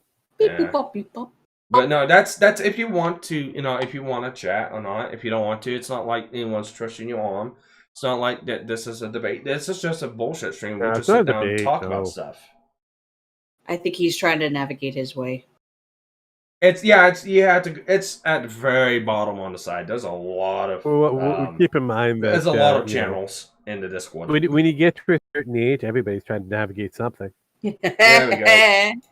Alright, give me a minute. I'll go and do your sub and mute.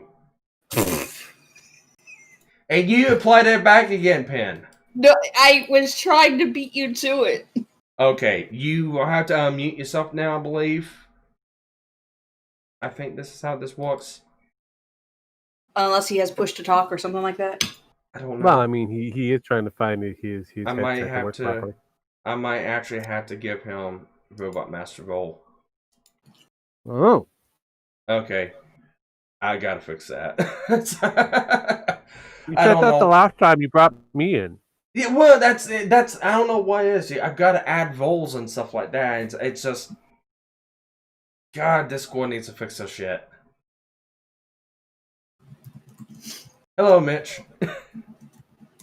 Good evening. Yeah, I know that voice. Oh, good. I don't have. Does this mean I don't have to find the damn push to talk setting? Correct. Oh, Correct. thank Christ. I'm too old for that shit. I'm fucking 50 years old. I can't see my dick when I pee. It's terrible. Oh, great. We got 3 old fogies on the show now. Oh, you got it. Yeah, we multiply apparently. I'm still the youngest out of that group. You old fogey. I may be politically savvy, but I do have a dirty sense of humor. What we know. Join the club. I think everyone here has a dirty mind. One. There's been a couple times where we got Pen in the corner and got her all flustered. Eh. That's what some people call Friday. Yeah. Wow. Well, she does it to Wednesday herself for me? all the time. Eh. Yeah, Pixar didn't happen. What were we talking about? Well, I say we. I only just got here. Well, we can talk about whatever you want. If you want to pick up on something we were talking about earlier, feel free. I'm gonna have to scroll up the chat a little. There it is. Okay, it was third-party stuff. Yeah. Oh, right. Like I said, we don't have to. We don't have to continue it. It was just kind of like an open thought process of why there isn't a third party. What would it take in order to get there? And has anybody actually truly achieved it? That's the only thing. Cause Well, honestly, this is why we wrote the book in part. It's what it's going to take to fix America, to get us back to the constitutional values and the principles of liberty and all that good stuff. More than anything, it's going to take changing the way the people think about their relationship with government. Yeah. We have to stop thinking in terms of we're electing leaders. We've elected this leader to take care of this problem. Bullshit. We have to adopt the idea that we don't elect leaders, we elect employees. And every 2, 4, or 6 years, we have a scheduled employee review. Mhm. I actually like that. I like it. Yeah, that's that's kind true. of what we do up here for the most part, because we have so many different, parties in that, and each party, kind of elect. That they're Then gonna why do I represent still us know for the a name period of time. Justin Trudeau? Yeah, Justin Yeah, that's Trudeau, true. he's one of those long haul kind of path. And He's got the same. He was likable because he's got the hair. He's got the Trudeau moniker that's backing him up, and the older generations wanted another Trudeau in power. Imagine recognition, electing your basically. leadership based on hairstyle. yeah, and Yeah. I recall somebody saying he'll never be able to get anything done. Well, wait a minute. According He to really the hasn't left, got anything done. according to the Yeah. left, that's why we voted for Trump, because of the hair. Oh God! Plugs. See, President Trump's hair. As much as I like the guy, President Trump's hair is On the going to hair have the same life as Wilford Brimley's mustache. I was gonna Because say, I'm waiting any minute now. Wilford Brimley's mustache is going to have its own Twitter account and its own YouTube channel. it already does, doesn't it? I was going to say, if Mansquatch is listening to that, he's probably already made the account. Yeah, I'm pretty sure. Mansquatch, if you're in the chat, say something and meme that. Mansquatch is our resident memer. If you look in the section of the Discord Well, called didn't Wilford memes, Bradley just die though?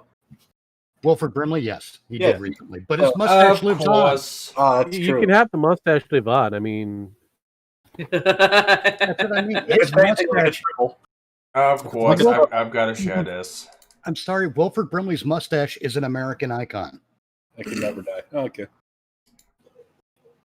It's going to be like Brian Blessed's beard or President Trump's hair.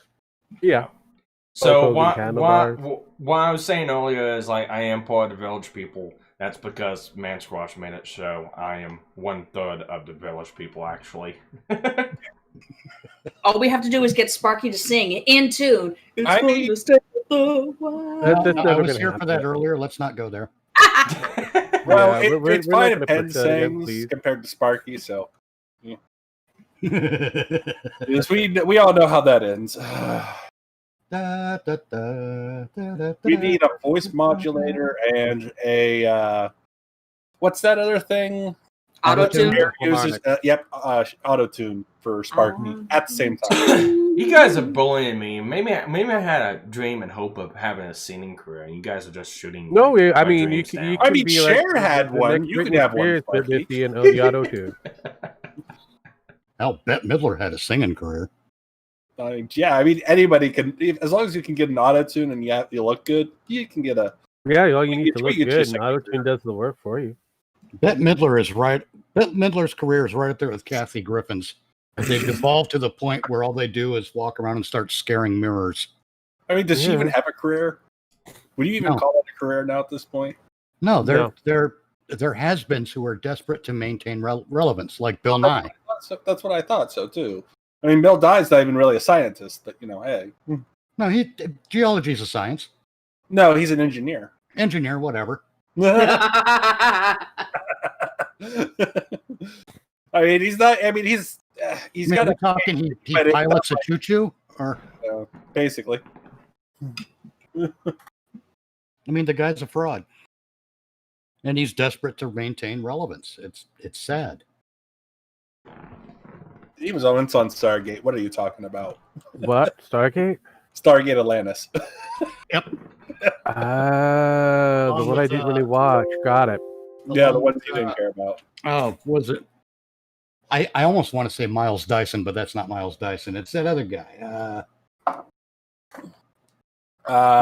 No, not Tavis Smiley. Jesus Christ, I can't get my names right. Mike the Great Tyson. What? Mike the Great Tyson. No, not Mike Tyson. No, Mike the Graph Tyson. Neil. Neil Neil deGrasse deGrasse Tyson. Oh, it's There Neil we go.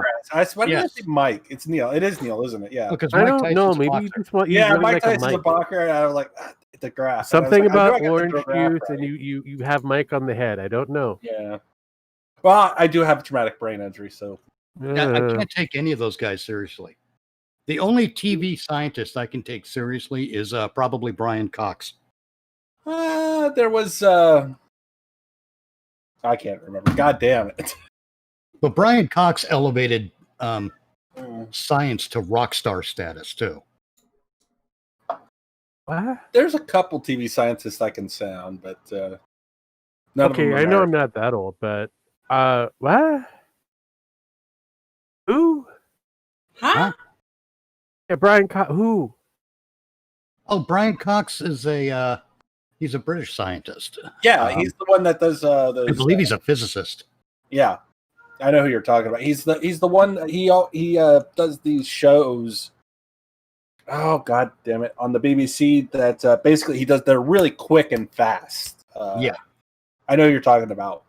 I couldn't think of if that was him or not, but yeah, guys, I'll be right back. You continue talking amongst yourselves. Yeah, I've no, seen a I'm already couple of his shows. confused. He does Apparently, those I really know quick. nothing of this thing. Really? That's surprising. no, Brian Cox has been on the Joe Rogan podcast as well. You I know, don't he watch does- a lot of Joe he's- Rogan. He's like the new Stephen Hawking in a way. Let's put it that way. Okay. But doesn't have in a wheelchair. No, and he doesn't have a. God, I just every time I think we're about talking about the Hawking, Scottish actor. Doesn't have a problem with stairs. Oh yeah, got it. no, every time I Stephen Hawking. I'm not going to make the obvious early generation Dalek joke, but I would like to hear him say. I would like to hear him say exterminate, but it's too late. Okay, Oh, we could do that if you'd reference like. I get. Okay, there you go. We could do that if you'd like. If you give me a minute, I'm I just can trying do to it for you. figure out the Brian Cox thing. Are we talking about the Scottish actor? He's not an actor. He's a physicist or some damn thing. I believe he's a Yeah. physicist. Okay, because I And don't he, know Brian Cox, the Scottish actor. Well, it doesn't do me any good to pull up anything. I can't share it really. No. But, In any case, oh no, it wasn't him. It was Miller, an actor. There is an actor named something Miller.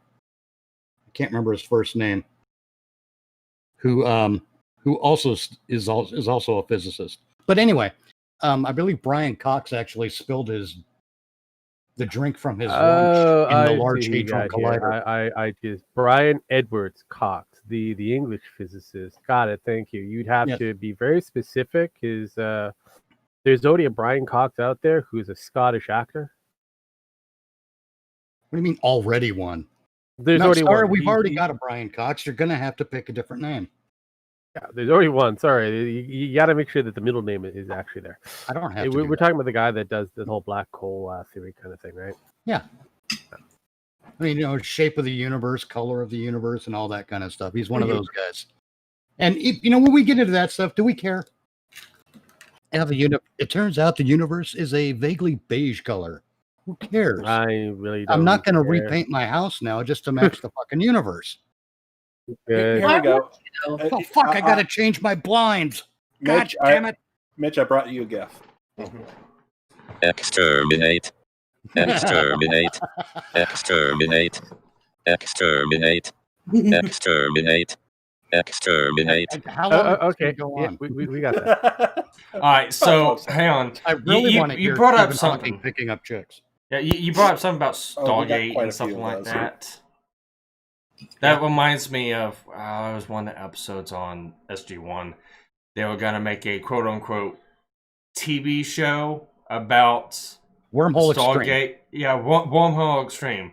And it was based Thunderbird style, but the puppets and all that good stuff. And Oh there's- no! That was the 200th episode. yeah, Yeah. that one. But anyways, it's like he was sitting there, like trying to explain everything, and it's just like gibberish coming out of his mouth. Daniel was, and he's sitting there trying to write on the board, and it pans up to the board, and it's just scribbles, and it's like, oh Yeah. my god, this is so freaking bad. No, that was the 200th episode of Stargate SG-1, and the shtick they were going with there was the show Wormhole Extreme had been very successful in DVD sales. They were making a Firefly joke, but the show had lasted like one episode.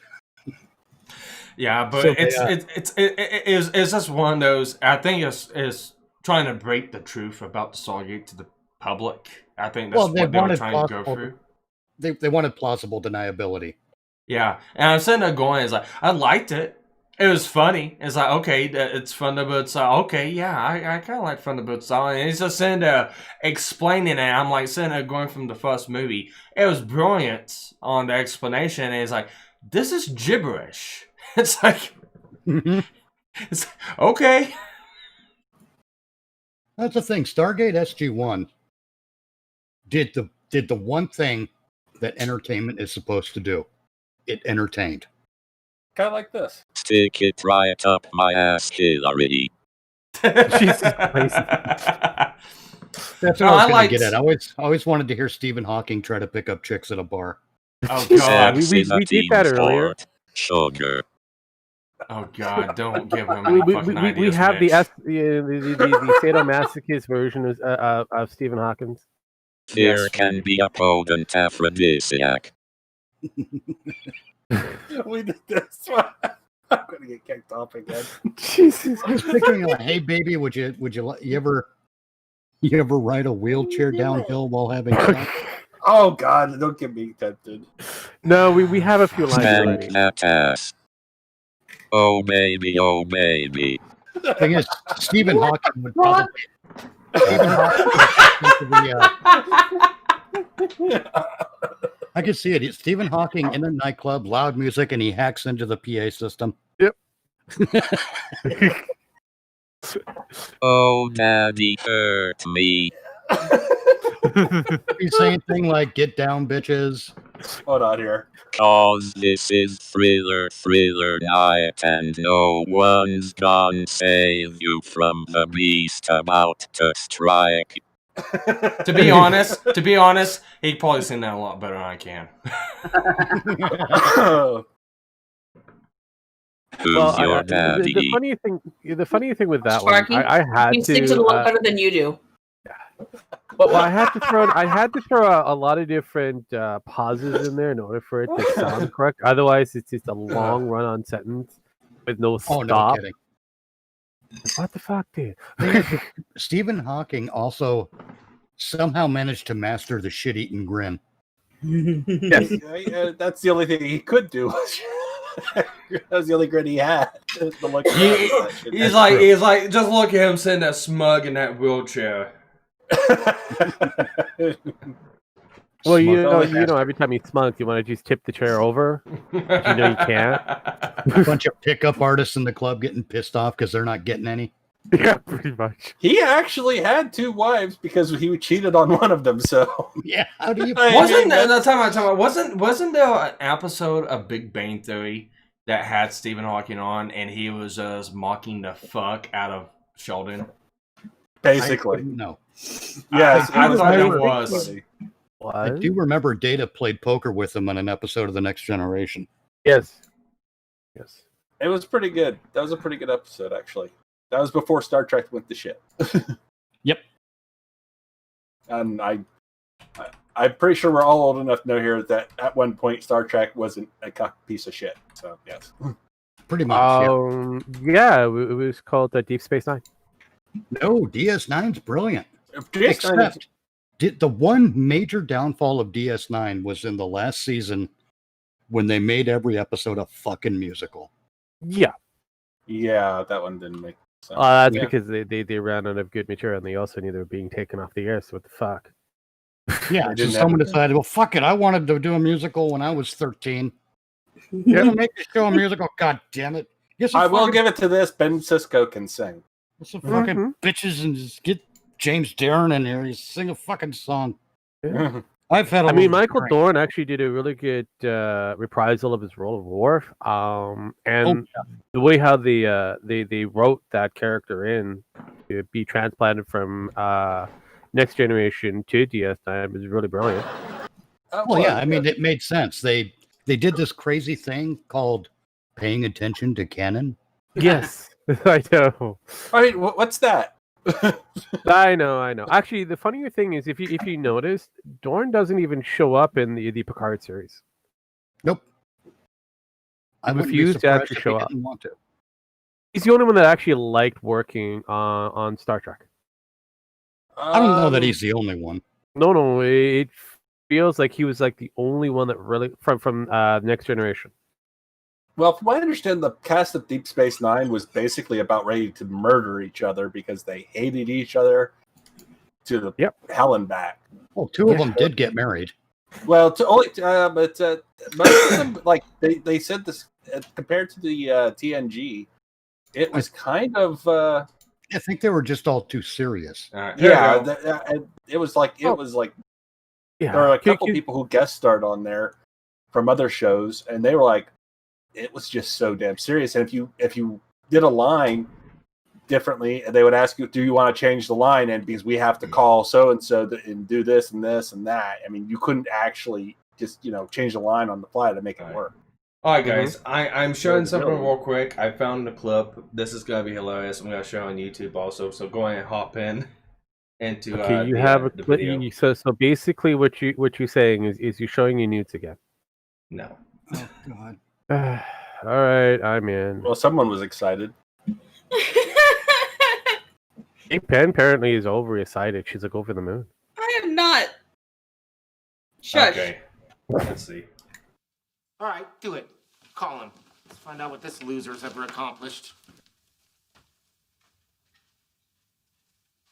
Click it with me. 1, 2, 3, click. Well, hello there. Professor Hawking? Oh, brother, you should see the look on your faces. You really didn't like our paper? I like your paper very much. The premise is intriguing. Then why are you attacking us? If you were sitting in a chair for 40 years, you'd get bored too.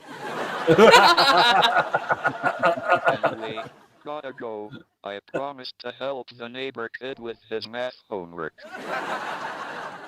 Ciao. Stephen Hawking liked our paper. Said the premise is intriguing. Good to see you again, Mr. Stephen Hawking liked our paper. And you as well, Mr. Our premise is intriguing. How do you do, Mr. I'll admit that's pretty cool. Yeah, you keep setting me up for failure. There's another one, but it went low for some stupid reason. I'm kind of good because I only like the one character. Which one? Sheldon? Raj. I'm beginning to see why I never watched this show. I really don't like all the other three, or hell, the rest of the cast. It could just simply be Raj. Yeah, he seems to be the only intelligent one of the group. But man, that one won't fucking load, and I don't know why. Of course, you only like the dark-skinned person. Maybe you got to talk dirty to it a little bit longer. I agree with that one. I mean, just use the right lube. Maybe try not to fry it in the right place. Yeah, apparently it's a secret place remains a secret. Yeah, it's YouTube. I don't know why. Some videos load, some videos don't. It's YouTube.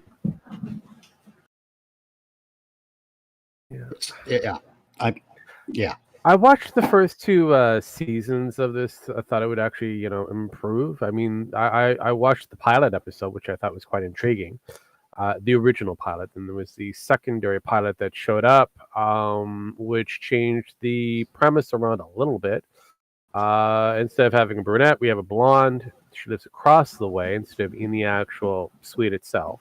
Gotta have a blonde. People like blondes in the TV shows. Gotta have a blonde. Yeah. Blonde with big boobies. Yeah, exactly. And then they added in two new characters. Big old biddies. I always hear that voice when there's like a studio exec of some kind. Yes. When they're giving notes on the production. How are we going to get boobies into this movie? People like to see boobies. Got to get a pair of boobies in this movie. God, it sounds like the Weinstein case there. Kind of, but I think all of Hollywood is like Play. Pretty much. Play. What are you doing? Trying to use a Jedi mind trick to control Stephen Hawking. Play. Yep. Play. trying to activate his telepathic powers. He must be wearing a tinfoil hat or something. I did a bad thing. Does it affect me? No. Then suffer in silence. Play. Play. Stephen Hawking. Stephen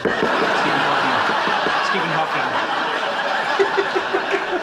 Penny started taking a class. She wrote a paper. She didn't want me to read it. I went behind her back. I read it anyway. Stephen Hawking hates me. I don't know what to do. The paper's terrible. If I tell her, she'll know that I read it, and she'll get really mad. I was beating him so bad he doesn't want to be friends anymore. Why does everyone love me except Stephen Hawking? Is it possible we're having two different conversations? How would I know? I'm not listening to you. Hang on. Okay, here's what we're gonna do. Chess clock. We each get 5 minutes to talk about our problems. We'll take turns. Each turn will consist of a statement and a helpful response from the friend. Begin. I humiliated Stephen Hawking in a game of words with friends. He stopped playing, and now we're not friends anymore. He's probably busy. You're worried about nothing. Give it a couple more days. I'm sure he'll play, and you'll see that everything's fine. My turn. I can't let Penny hand in a bad paper, but how do I tell her it's bad without letting her know that I read it? Beats me. Now, I know Hawking's not busy because I can see he's playing other people right now. Maybe since you're so good, he's taking his time to meet the challenge.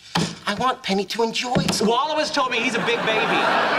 I didn't know that, and I played Extract for 82 points. Oh, it's all Amy's fault. She told me to play it. I've got to cut her loose. Sheldon, I wasn't done talking. She hands in the paper tomorrow. I know I could help her. She's my girlfriend. I should be allowed to help her. Why aren't I allowed to help her? Yeah, I hear you, brother.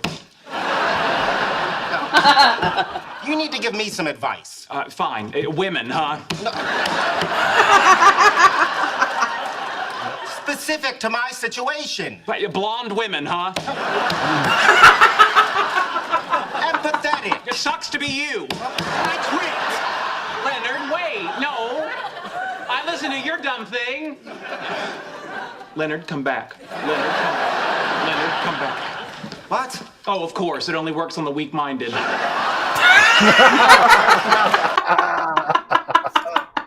That was actually pretty good. Wow. That's actually I could not listen to those voices for an extended period of time without wanting to throttle somebody. Yeah, no, that's exactly my attitude. Cause, I watched on up to about season 4 and I stopped watching. I do want to complete it, and I do know it's completely done now. And, I mean, Frasier and Niles were very effeminate in a lot of ways, but they had voices of men. Yes, especially Frasier. Mm-hmm. You know, so it wasn't off-putting. That show, what was it? 7 Days to Choke My Buddy? Whatever the fuck it's called. Big Bang Theory. Big Bang Theory. Thank you. Jesus, 7 days. I like yours better though. Well, I do like. Whenever I you're watching do. there, I want to watch it because that's 7 days, whatever. I mean that 7 days to Big Bang. apparently theory.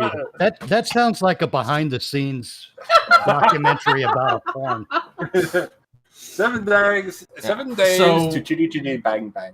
Yeah. 7 days to Big Bang. The theory. The story behind the incest. There we go. It sounds like something totally wrong.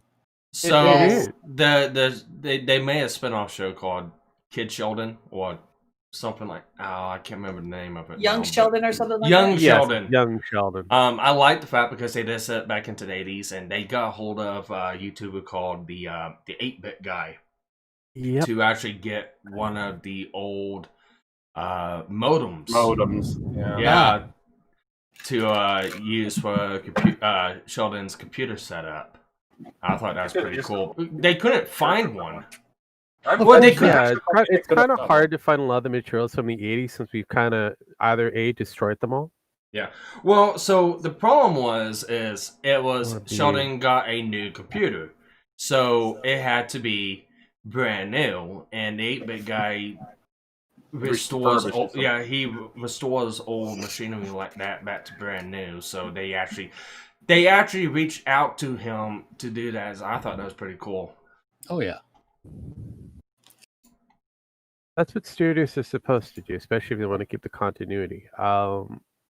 Well, a studio reached out to a YouTube channel, so doesn't that's what I matter. mean. It's what Yeah, studios that do. should happen more often. Yes, It should. Yes, it really it should should. be an automatic. If you have something that's like around the 1950s, 60s, 70s, or 80s, something like in the 1930s or whatnot, and you're looking for material, whether it be for the prop or the illusion, you got to make it look legit. And unfortunately, you're going to have to reach out to all different types of areas so that you can get that look that you need. Oh, Unfortunately, absolutely. most of the time they just fake it. Thing is, that's tip of the iceberg. True. Because Until you hit the iceberg. YouTube, not exclusively YouTube, but what YouTube represents, the independent video building people platform, whatever it is, YouTube, BitChute, whatever. Those things should be looked at by like Hollywood professionals as what do you call them? Applications and resumes. Yes. And I'll give you a couple of great examples. There was a Superman fan film in which all you ever saw was Superman's boots, because it wasn't about Superman as much as it was about Clark Kent sitting on a park bench talking to a young girl who had run away. And it is an excellent little fan film, because it's a character study of how Clark Kent can be a hero too. And just beautifully done, beautifully written. Unfortunately, the gal that got to act the 15-year-old runaway did not look 15 years old. It's unfortunate when it comes. It's kind of hard to get a 15-year-old actor or actress. They were going with acting ability rather than the age the actor looks. Correct. But another one is Never Hike Alone by Womp Stomp Films, who actually do work in Hollywood. But they put together Never Hike Alone is a Friday the 13th fan film. And it is fucking brilliant. It does so many things right that that it makes you regret whatever the studios were thinking for most of the run of the franchise. Well, you also have like the short films that done by Joseph Kahn, who has made a pretty good career on the YouTube venue. Kahn has been around the business for quite some time. He actually has some inroads. He did the R-rated Power Rangers. He's also done. That was Power. What is it? The Punisher at the Laundromat. God, what was that called? Laundry Day, I think. Yeah, I think it was called Laundry Day. But he's done a lot of good films in that. Hell, there's a few that do the re-editing that literally make an entirely new film out of what has already been presented to us from previous films. It's impressive. Oh, it absolutely is. Then you got like Vic Mignogna's Star Trek Continues. Yes. I mean, I'm sorry, but that stuff was built on a budget that was pretty small. It came off looking really good. Yeah. Also keep in mind that you also have a lot of the actors there that just are doing it just for the love of Star Trek. Yes. There's a lot of people on the YouTube sphere that have done a lot of band stuff like that, and their own things. Like with A Heist with Markiplier. Yeah, Markiplier's got a lot of backing and money and stuff like that, but that looked pretty good, and it's supposed to be an interactive little movie bit. And it was well done. It really was, especially for the time and effort he put into it. Then you have the stuff with Markiplier. Well, he's got that anime that, yeah. Yeah, Markiplier, Game Theory, and someone else, they did the Five Nights at Freddy's. Yes. 1, 2. That was pretty awesome also. And then you got, for like animation, stuff like that, you got Vizzy Bob. She did she did the Has-Been Hotel premiere. That, I know, it's got some criticisms and stuff like that, but for a individual where a group of people in different places online come together to make a film that looks better than some of the stuff that comes out on Cartoon Network or other places. Oh, It's no pretty damn kidding. impressive. I Well, will let's give be you honest. Doing something that looks better than Cartoon Network these days is not impressive. Yeah, on I was its own. gonna say it's No, I was not gonna really. say. Not I was challenging. gonna say. Has anybody seen the latest PSA of the Toonami thing that they did like in the last 24, 48 hours? Not I. No, did they do What? another one? Who's I familiar with? really don't focus on the PSA for anything Toonami because Toonami is an American ideal. Did they do another Trump PSA? No, they did a Black Lives Matter. And this Another, is the reason okay. why I don't pay Yeah, attention to them. No. Yeah, here it is. I'll link Sparky so that he can. I don't want to see that trash. Like I said before, Pen, when it comes down to anything Toonami that decides to push out, I'm not interested. They tried marketing themselves as the cornerstone for American anime types. And where it served its purpose, and now we have other ways of watching anime. Correct. It's done. Unfortunately, Badly. they weren't the only dog in that particular fight that were also providing dubbed version of anime. Well, I know this much. And the battles raging on right now, within the communities of the anime sphere, because of the fact that Kiss Anime got taken down. And it's like, yeah, it was gonna happen eventually. About pirating and stealing content and all that good stuff. Yeah, I understand the argument. I really, really do understand the argument. It's like, pay for it. And I'm one of those. I'm one of those. I will pay for it. If you sell me to a streaming service that I can get the shows I want to watch, I'll pay for it. Here's the problem. I like some of the older stuff that's no longer quote unquote available. I am subscribed to 5 different streaming services: Netflix, Hulu, Crunchyroll, Funimation, and another one. I can't remember what the name is. But all of them. forget. There's actually a YouTube channel which is it's a collaboration of all the Japanese animated studios. Yeah, that do all- it's getting ready to come out. It's in the processes of being put together, and yes, I'm all for that. I've seen Anime America talk about it. Yeah, I've seen her talk about it and stuff like that. Unfortunately, my take is gonna be the same as hers about the whole situation. I pay for 5 different streaming services, but I can name off about 20 shows that I want to watch right now. They're not available. Can I buy the DVDs? Right. Can I buy the DVDs and the shows? Yeah, for about $300 or $400 for the box set because unlicensed now and not in production anymore. So what are you supposed to do? Just not, deal with it and not watch it? A lot of these sites, like the site I use, Watch Cartoons Online, has all that stuff listed on there. Mm-hmm. Is it a pirate site? Technically, you can say yes, it's a pirate site, but there's no other access to it. Well, like I said, that's where a lot of these outfits are shooting themselves in the dick. Yes, correct. And I'm not going to condone the use of sites like that. And this is the reason of why they don't provide it. Yeah, but that's the reason why the Japanese industry themselves have gotten into this to make a free available YouTube or whatever one-stop shop where you can go get your anime there. Yeah, of course it's going to be in the traditional Japanese sub, but realistically, that's a starter.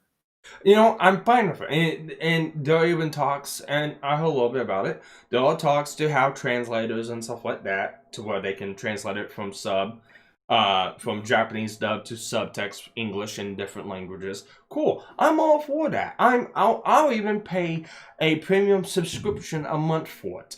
I'll be more than glad to do it. I get it. But the problem is, right now, it's not available.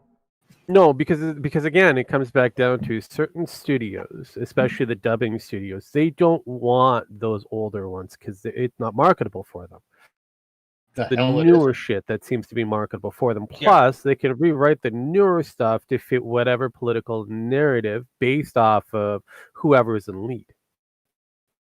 Or you just grab the recorded, documented older stuff and enjoy as it was how it was intended to. No, that is correct.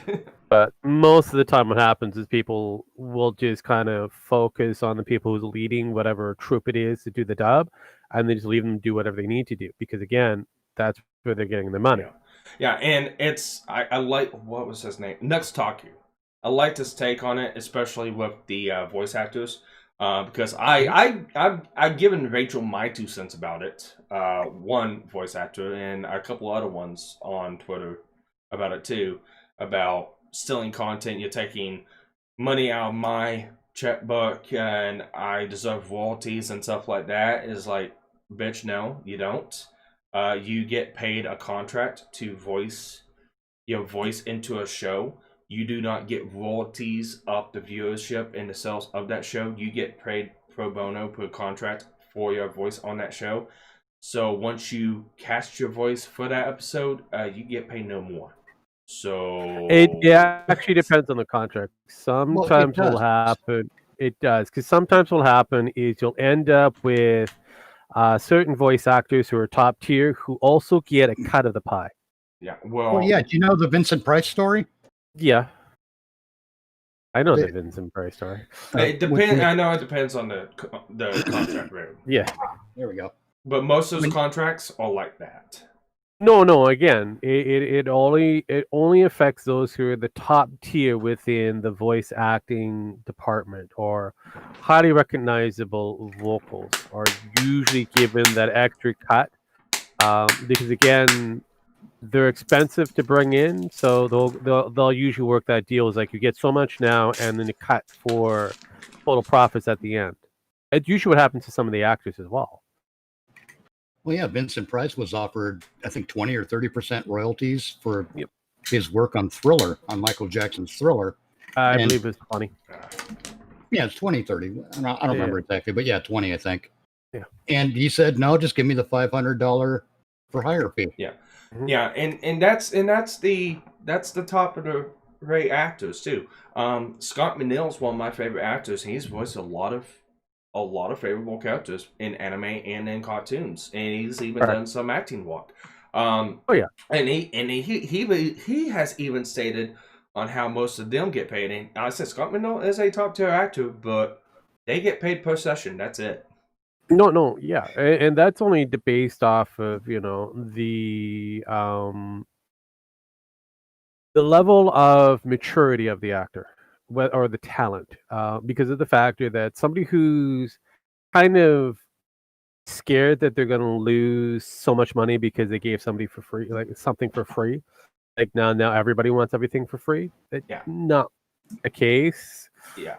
Well, Scott Menil is one of those ones. He is one that drug Beast Wars as far as it did. It was a shit show. It was a crappy ass CGI show for Transformers. But he voiced damn near all of the fucking characters and did a damn good job. No, again, the Beast Wars wasn't that bad of an anime, or animation, I should say. It CGI kind of questionable, but it does keep it kind of dated the way it is. But overall, great premise. Yeah, I mean, it was a great premise, and I think they went on and added to that afterwards.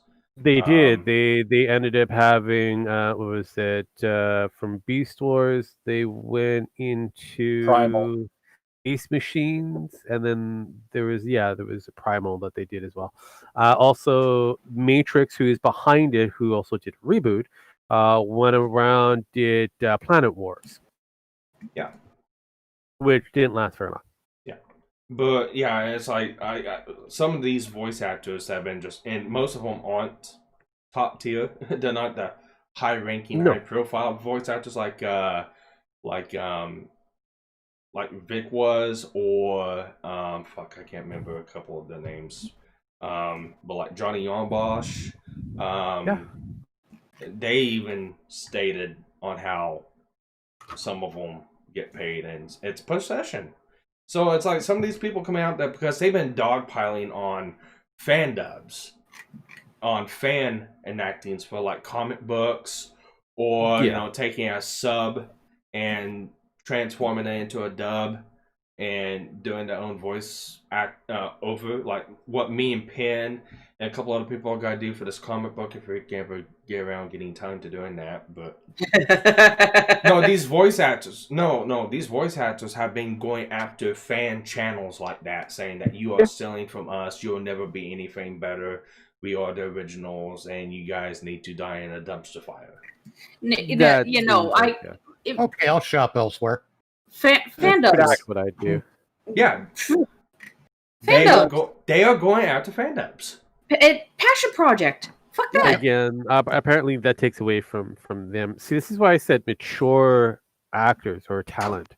It comes back down to these individuals who are somewhat immature have this fear that they're going to lose out on whatever creation or voice that they've crafted for this character or whatever. Where reality is that they've already done that body of work. They've already got paid for that body of work. Most of the time, they're not even contracted to get any extra, extras. So there's no perks on a lot of these different projects, and realistically, it should be considered a passion project. Yeah. Yeah, I find it funny. I really do find it funny because you have some of these. There's, I think, 2 or 3 of these voice actors tried to nail Team 4-Star.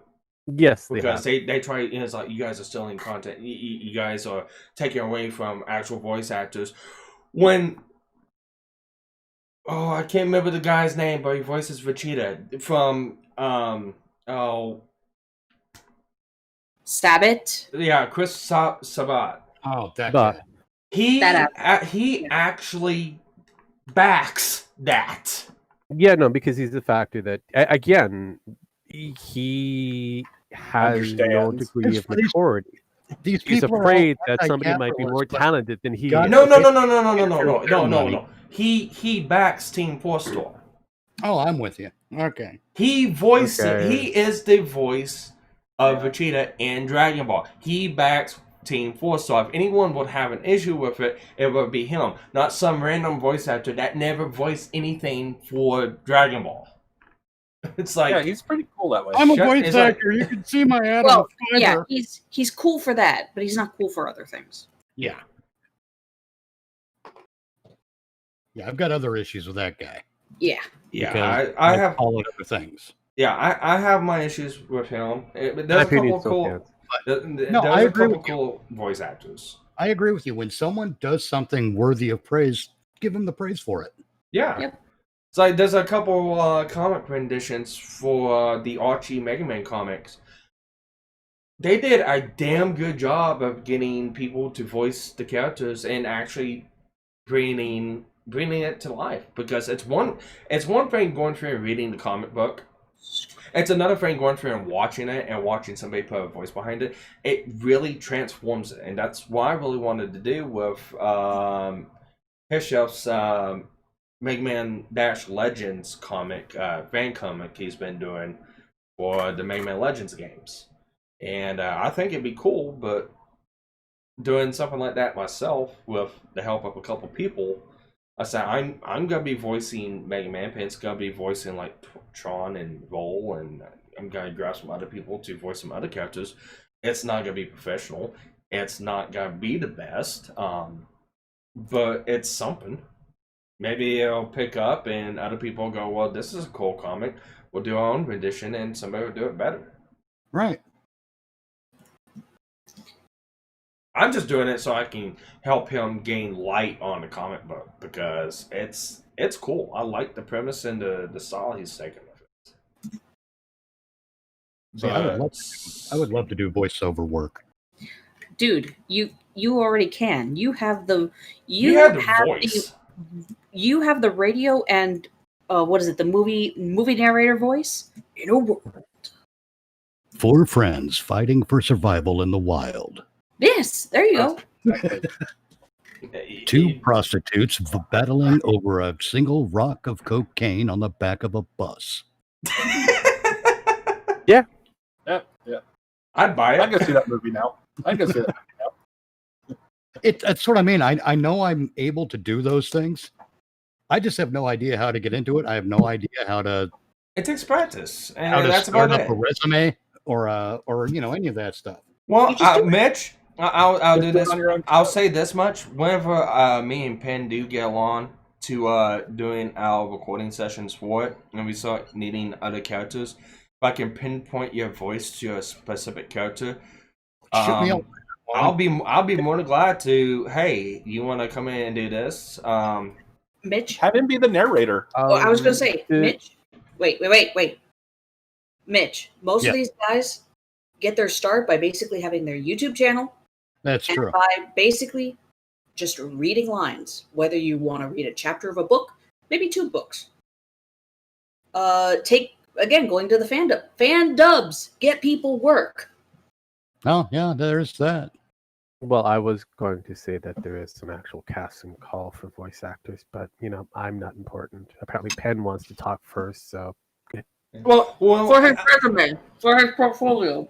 Well, it's like this. Just Even voice actors that actually get voiced the role have done fan dubs afterwards. Like for one, the voice Zero in Mega Man X has been voiced by a couple different characters. He's been voiced back in the 90s. I can't remember who the voice was.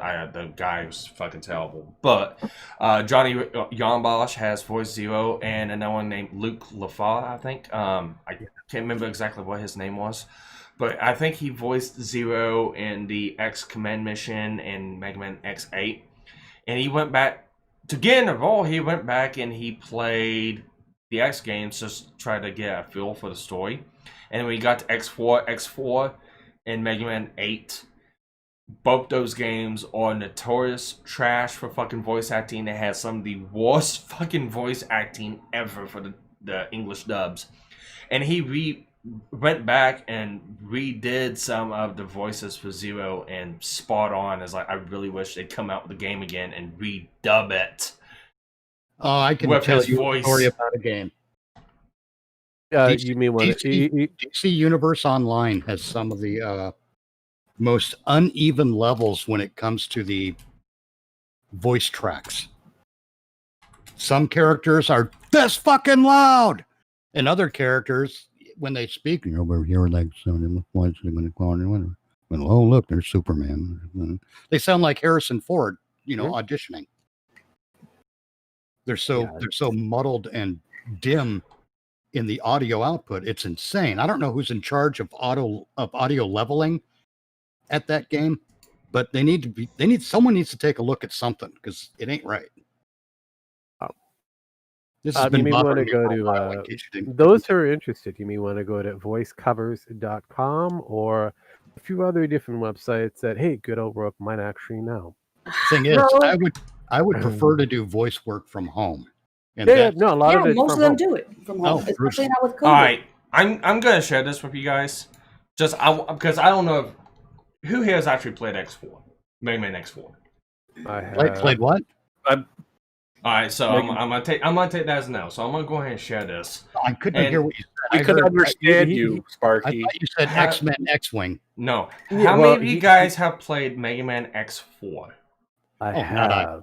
I played 3. That's as far as I've played. Okay, I'm showing But I have played X-Men X-Wing. X-Men X-Wing. All right, so I'm showing something right now. Go ahead and hop in. And I want the guy's name is Lucas Gilbertson, and he voices Zero in some of the newer X games. Yeah, I know. And so here's the original.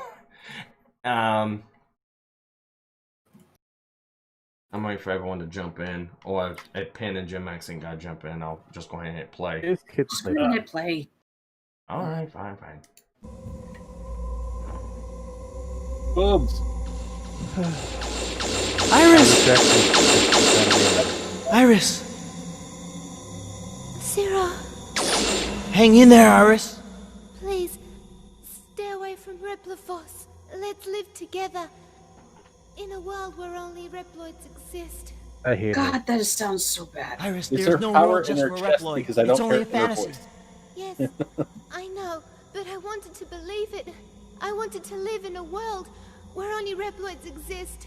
With you. She is bad. Iris! It's the dialogue. Iris! Iris! We get it. Iris! Iris! Ah! I thought I was going to say Irish. No, for this that. isn't happening! There's no reason for me to go on. What am I fighting for? Wow. All right, That is- and here That man is fighting for acting lessons. here is the redub. This is a fan dub? No, this is the new voice actor for Zero. Iris, hang in there. Please, stay away from Repliforce. I still don't like her. Still pretty In bad. a world where only Reploids exist. It's still kind of bad, but It's only fantasy. There It's is no better. world just for Reploids. I know. but it is a bit better. I wanted to believe. Not by much. I wanted to live in a world where only Reploids exist. With you. It needs a slight echo because they are in a cavern. Yes. Correct. That's what I was thinking too. It needed something. Iris. Say it again. Iris. Say it again. Iris. You Say need it again. something in the background. Say it again. Iris. Come on! Yeah, I know. It's just, no that's way. what I was thinking. I was like, I couldn't think of it. It's familiar. Oh, I think you it need to was do a is bad, edit it with dub right Paul, with Kurt. I think there was a Going, bad "Come redub. on!" There's not enough echo. There's not enough reverb. and All right, so it he lines did himself he as did bad. he did this on his own computer. It's not like he was in a recording booth and they did No, this no, professionally. you don't he just have to slapped be this in a together. recording booth in order to get an echo. That's part of the feature. You can actually do echoes. But to me, it's four better. So Well, see, the second version, I do like the voices better, but it's lacking just a little bit of dimension, and the dialogue as written is shit. Yep. Yes. Yeah. Oh, that's unfortunately That's a different how issue. Unfortunately, that's exactly how it's actually wrote in Japanese. So it's, Right. I mean, even I would be like, well, how is it originally written? yeah, it's But that if you even- play Rockman X and you go through and have the subs turned on, it's pretty much the same. But there's so much more that they could change it around and they could pretty make much it the better. same because we all know that unlike English, Japanese does not have a lot of pronouns or verbs. Yeah. Also, I put that as the failure of the translation, the localization team. Yes. Yeah. Oh no, it's bad. So they made Mega Man X sound like a fucking 8-year-old child. Yeah. And They just make him sound. He does not look like an 8-year-old child in the show. It's in the game. how do you know? He's not. He's a machine. He's a machine, yes, but So he could be whatever age that machine's. no, created technically he's at. 200 years old then. Okay. So it's Has he been in operation for 200 years? he was dormant for about 100 and was active for about 20. Okay, so great. That means that somebody along the line did not change his voice module. But no, the voice acting for Mega Man 8 and Mega Man X4 just horrendous. I swear Dr. Light in Mega Man X8 has more of a fucking lisp than I do. Yeah, well, that just tells you right there, Sparky, that those with the list can actually voice act. God damn it, Rogue! I heard voice cock at the end of that, and I'm not sure what that means. Well, But my brain does fill in blanks when everything doesn't come through the first time. correct. I agree. I do exactly the same thing. God damn it. Voice cock. What do you make of these? Voice cock activated. There we go. I'll God. I'll show this one. No, Sharing you'll warning. you'll laugh your fucking ass off. Willie? You Willie? think? Leave my Maybe. willy out. What? No. Maybe. What? Who knows? Maybe. Who knows? Go Oh, for it. oh. Well, we're hoping you know, You're about Sparky. to meet Seven Zark 7. What do you make of these? These? Seems to be energy resources. What the fuck? but I've never seen this type on Earth. I don't know where this energy came from, but you cannot let it fall into Dr. Wowie's hands. Jesus of Christ. You must recover all the energy immediately, Mega Man. But where is Oh, it sounded like That's a good the voice actor That's a stumbled. girl. Locate another energy emission from the radar room. It's the first time I read the script. We'll find Dr. Wowie. And they went with Dr. that Wally? take. We'll Yeah, find Dr. that baby, Dr. we'll Wally. find Dr. Wally. Yeah, man, they took that Wally. take. So Um, actually, maybe not. Maybe that was like the 69th take, and the Fed up. guy They're like, behind "Good the enough." sound booth was like going, "Fuck it, it's Like, good. Jesus Let's Christ, move Will, on." this is Next, costing us money. All right, cut, yeah, I'll take. Yeah, It's this fine. is actually in the game. Is like, wow. You well, better no. go to that Again, when it bathroom comes before you down to leave it, the it house, does Mega cost Man. money. Each time that you have to re-record, that's money on the table that you choose. Get better talent. Sometimes it's whatever you're able to find. Get good, scrub. I've sprayed piss on the floor of my flat, Mega Man.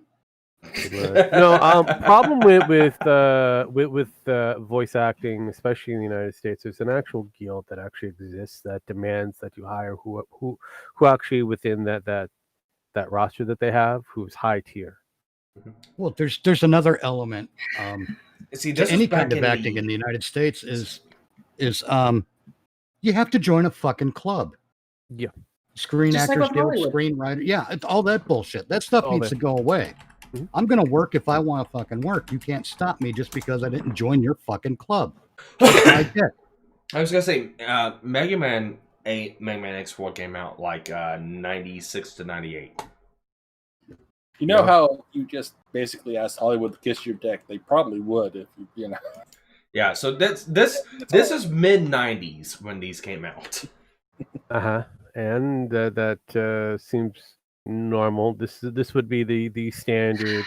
This is a union employee. You have to employ them. You can't fire anybody else. Right. Yeah.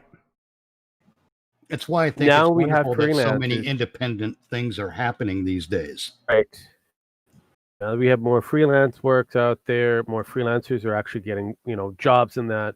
Voice actors who are part of unions are getting a lot more fearful for their positioning. No, they damn well should. They should, because they're Especially not when all a lot of the writing and the art is turned to shit. Yes. And that comes back down to the way how the education system has been created to go in that route. Because a lot of the new writers that are coming out have to write any form of script with a political narrative. It cannot be accessible to Hollywood without any form of political narrative. And it has to be left-leaning. No, see, there's a way to beat them at that game. And that is to create independent content. Yeah, no. That well, the other way to do it is don't show up. No, you create independent content that hits those buttons that they want to hit without being a complete cunt about it. Correct. Look, for example, every time there's a movie that has a woman in the lead, for some reason, every fucking time, this is the first movie with a woman in it ever. I know. Go unbullshit yourself. What you do? If you want to write a story with a female lead, Alien.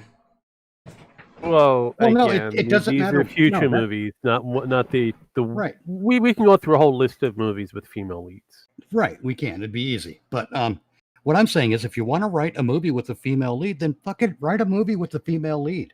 Well, I remember there was a couple. You don't have to go out there was and push it as movies such. that were. Well, I was going to say there was movies that were actually drafted with no actual gender in mind. Right.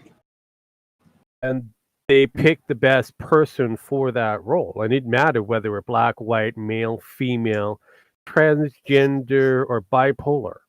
Right. It was None of it whoever fit that character. Exactly. And that should be the way. It should be that way, but it isn't anymore, because you have the new Hollywood, which we'll dub it as Hollywood woke. Hollywood. And yeah, Although And Hollywood sounds they- like the date rape drug didn't Pretty take, much it but does. whatever. I know, but it seems like they demand that everybody has to fit some woke narrative. It's like Well, yeah, it it's can't be. honestly. I don't think most of Hollywood actually believes any of that shit. It's just become a situation where it's an unwritten clause in a contract. Yes. If you want to work, you have to say this shit. I was going to say Hollywood sounds like something that got Jeffrey Epstein killed. Jeffrey Epstein killed, or arrested, or the what's the other guy? You talking about Weinstein Harvey again? Harvey Weinstein thrown in prison. Yeah, he was destined to go that way, anyways. Doesn't really matter. Well, I'll say this much: me and Rogue have actually had talks. I wouldn't say debates, but talks back and forth about different shows, and basically asking me like why and stuff like that. Because I go through. I and say, still haven't got a good answer. Why? No. No, it was like one of the shows we were talking about was the Dragon Prince, and it's like, well, it has this, and this. It has these narratives in it, and it's and it's I tied have to to ask these. the question of why. It's like, well, I can watch a show that has those narratives in it. I don't care as long as it's got a good story that I like. I'll be fine with it. They have gay couples in it. Cool. I don't care. Make a premise around it that actually makes sense in the story. Cool. I'll give you a good example. You know how the Arrowverse on the WB? Yes. Okay, if you're watching Legends of Tomorrow, let's face it, they might as well just call that Lesbians of Tomorrow. It's true.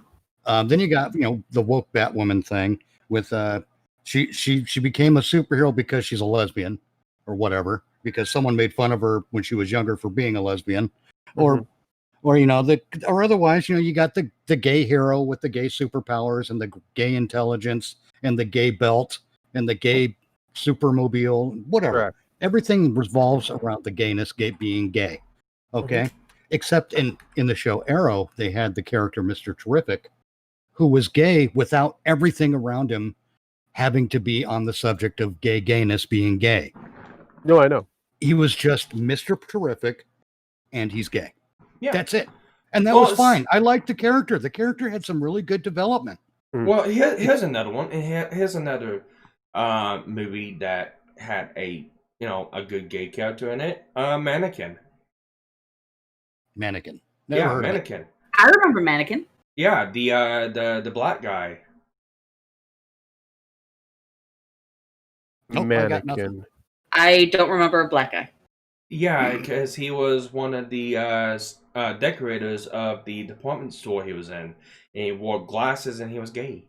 Oh, you mean the movie? Okay. Yeah, the movie Mannequin. I was confused. The movie Mannequin. Yeah, we get that now. Back in the 80s. And there was 87, yeah. and there was a black guy in it who was gay. Oh, now it's coming back to me. It is Yeah, a long that fucking had, time ago. I'm an old man. I got fucking That had Andrew fucking McCarthy Joe in Biden it. disease, for fuck's sake. Yeah, no, that had Same Andrew here. McCarthy in it, who also had Kim Cattrall. Yeah. Cattrall? Kim Cattrall. Yeah, that's it. Yeah, there was a black guy that was supposed to be. I do remember think that it was movie, but only Hollywood. very vaguely. No, so do I. I've got to have to put that see on the her list boob by of things to watch. I think To that put it up on Wheeler- the GNF stream. Yeah, I think It's a good movie. And if you know your music, the song from Starship, Nothing's Gonna Stop Us Now. That's actually the movie that song was wrote for. Yeah, because Doesn't help me, 'cause I hate that song. Kim and Carol, who plays Roxy, appears in Sex and the City. Yeah. That'd be in '98. Hmm. They were the original main characters. 90 something or other, yeah. Yeah, 98, yeah. Or as I like to Yeah. call it, 1990 what? Yeah, what? But yeah, no, But I yeah, forgot see, that that's was just it. No an one actual money. cares. Yeah. I don't think anyone cares if anyone's gay. No. What everyone seems to be Well, that's put the off problem. by is when they treat the gay like it's a sandwich spread and they want to smear it all over you and everyone around you. Exactly. Well, That's everybody- the yeah. That's problem. the part that everyone gets annoyed with. Yes. See, the problem with gays is that no one cares that they're gay because they're special. Well, And not that's- even the gays care that they're gay for the most part. Yeah, they right. they I mean, a lot of don't gays- really treat themselves as special. A lot You're of gay not. people do not like the gay activism. Yeah. Exactly. The gay There's division. a lot of there's a lot of gay individuals both on the lesbian side or the homosexual end of it, where they don't really want to deal with this whole activism, this whole LGBT No. pride bullshit. They would They just rather be wanna known as Mark or Jenny or whatever Yeah. their name is, you know? Here we go. They're I a got it person. pulled That's up all they now. want. Let's see. Oh God, he's pulling things out again, people. Yeah, I'm pulling up a clip.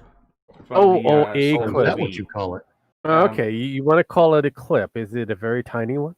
Yeah, it's a clip from the movie. It means a clip means that it's a short version. Ah, yeah, no, like a 22. I had to do that. That's just Alright. There we go. Yep, towards the end. Oh, that yeah. gay guy. Got That it. gay guy. Oh yeah, I remember. There's Oh, a and reason look, I remember why. that guy. You want to know what's really scary? I remember those glasses. Not from the movie, but from life. The second one, he says he's not gay.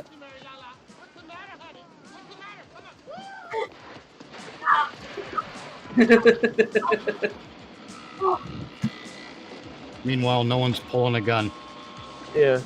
I'm calling horse shit. It's the 80s. Everybody had a gun. This was I'm the calling 80s, Pucky and- Poo Poo. and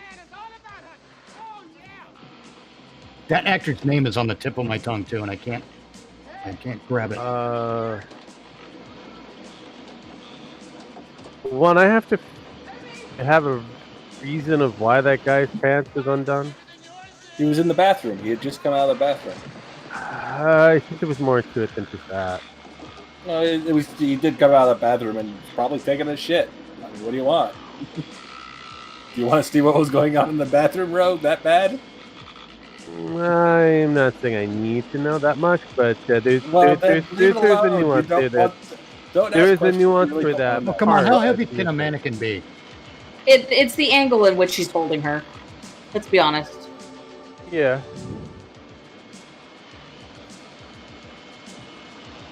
Be funny if that scared the shit out of him and he dropped her. I was gonna say he knows about her. Holy From here on out, her acting career was shit until Sex in the City, and Pretty somehow much. she got on that show. Yeah, I know. I keep a wood chipper in most of the basements of my buildings. Well, I'm sitting there going, it's like, okay, he is on top of the fucking machine. Why would you Looking wait at to hit why the- would you wait to hit the fucking stop button? Because dumb shit. Because of the matriarchy. Yeah. But I'm saying here, Because of the I- almighty JJ. Sparky. I- You must understand. well, I'm sitting here and I see this clip. I remember this from the movie because I've Shaq seen Taylor this. is the black I've seen dude. this movie a lot, and it's like I hear all these people go, "Well, there's no diversity. We don't see anything for LGBTQ. There's nothing for color people. There's nothing this and that." I'm like, this is in the '80s. It's like and Oh, by there's the way, other the things black, like this. Yeah, but the black actor there, he also appeared in another TV show that, that guy lasted was around.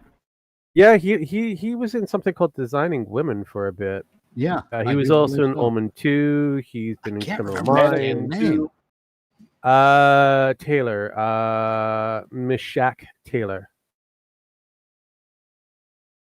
Now that's not helping me for some reason. I don't get it. I'm getting old. But I'll tell you this. A few weeks ago, another denizen of the internets, the Batman. Yeah, and no, I- we hang out with him every now and then. He shows up, say hi. Right on.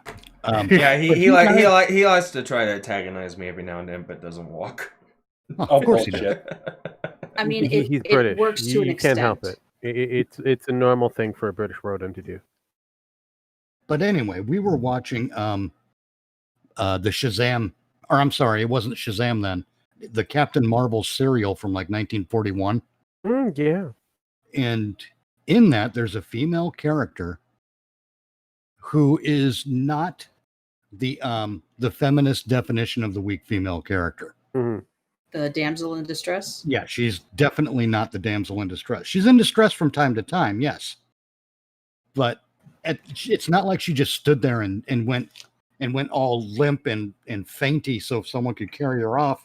She was like scheming against the villains, kicking them in the nuts. You know, she was not just sitting back and taking that shit. It's just that the reality of it is, the men who are much bigger than her were able to overpower her. Yeah. But she wasn't an idiot. She had some good plans to try to escape, even if the plans failed. But she wasn't taking their shit. It was great. Damsel in distress, my fat white ass. I mean, I remember watching Linda Carter when she came out as Wonder Woman, so what do I know? That was in 75 all the way up to 79. I gotta tell you, man. I think everybody wanted to be the Wonder Woman with the golden lasso or being lassoed by that Wonder Woman. Well, there's a couple of different ways to go there. Right. They did have a Wonder Girl played by Deborah Winger. Yep. In that show. Yeah, they did. What's funny, and I challenge you to do this. This is a great little experiment to tell you the difference in how Hollywood operates. I say Hollywood, but the industry. Let's just say the industry. Look at the show Wonder Woman and from the 70s. Yes. And listen to that theme song. It's very upbeat. It's very action oriented. It's taking you on a little journey. You know, just by listening to the music, that some shit's gonna go down. You know, you know, it's just jamming down the road. Wonder Woman, you know, had to hit up here for you, and all that shit. You know, stuff's going on, man, and it's a fucking upbeat. And you're like, going, yeah, let's watch a bunch of fucking Nazi in the head. Wonder Woman kick their ass. You know, you get excited for it, but then you get to the 90s, 2000s, and then you have Smallville, and you have some fucking limp-dicked, whiny little pissant asshole in the theme song, begging like a little cunt, somebody save me. Fuck you, dude. Into the wood chipper with you, you whiny little bitch. It's one of the reasons I can't watch Smallville, because that fucking song sucks, and the show basically sucks. I mean, there's a lot of things about that show I like. In each episode, well, the problem is if you cut out talking about Clark's feelings for the half an hour of every episode where Clark talks about his feelings, it's fine. If you literally edit out all that bullshit, it's a great show. And you edit out Lana Lang. Yeah, you don't even need the worst written character in TV history, I think. Oh no, I thought Chloe was. Well, okay, it's a tie. No, because she ended up becoming a cult leader. So she technically there's that. Can somebody get Dean Cain on here? They did some great stuff in Smallville. Make no mistake. Well, Tom Welling was excellent. Michael Rosenbaum was excellent. Oh, yeah. What's the gal who played Lois Lane?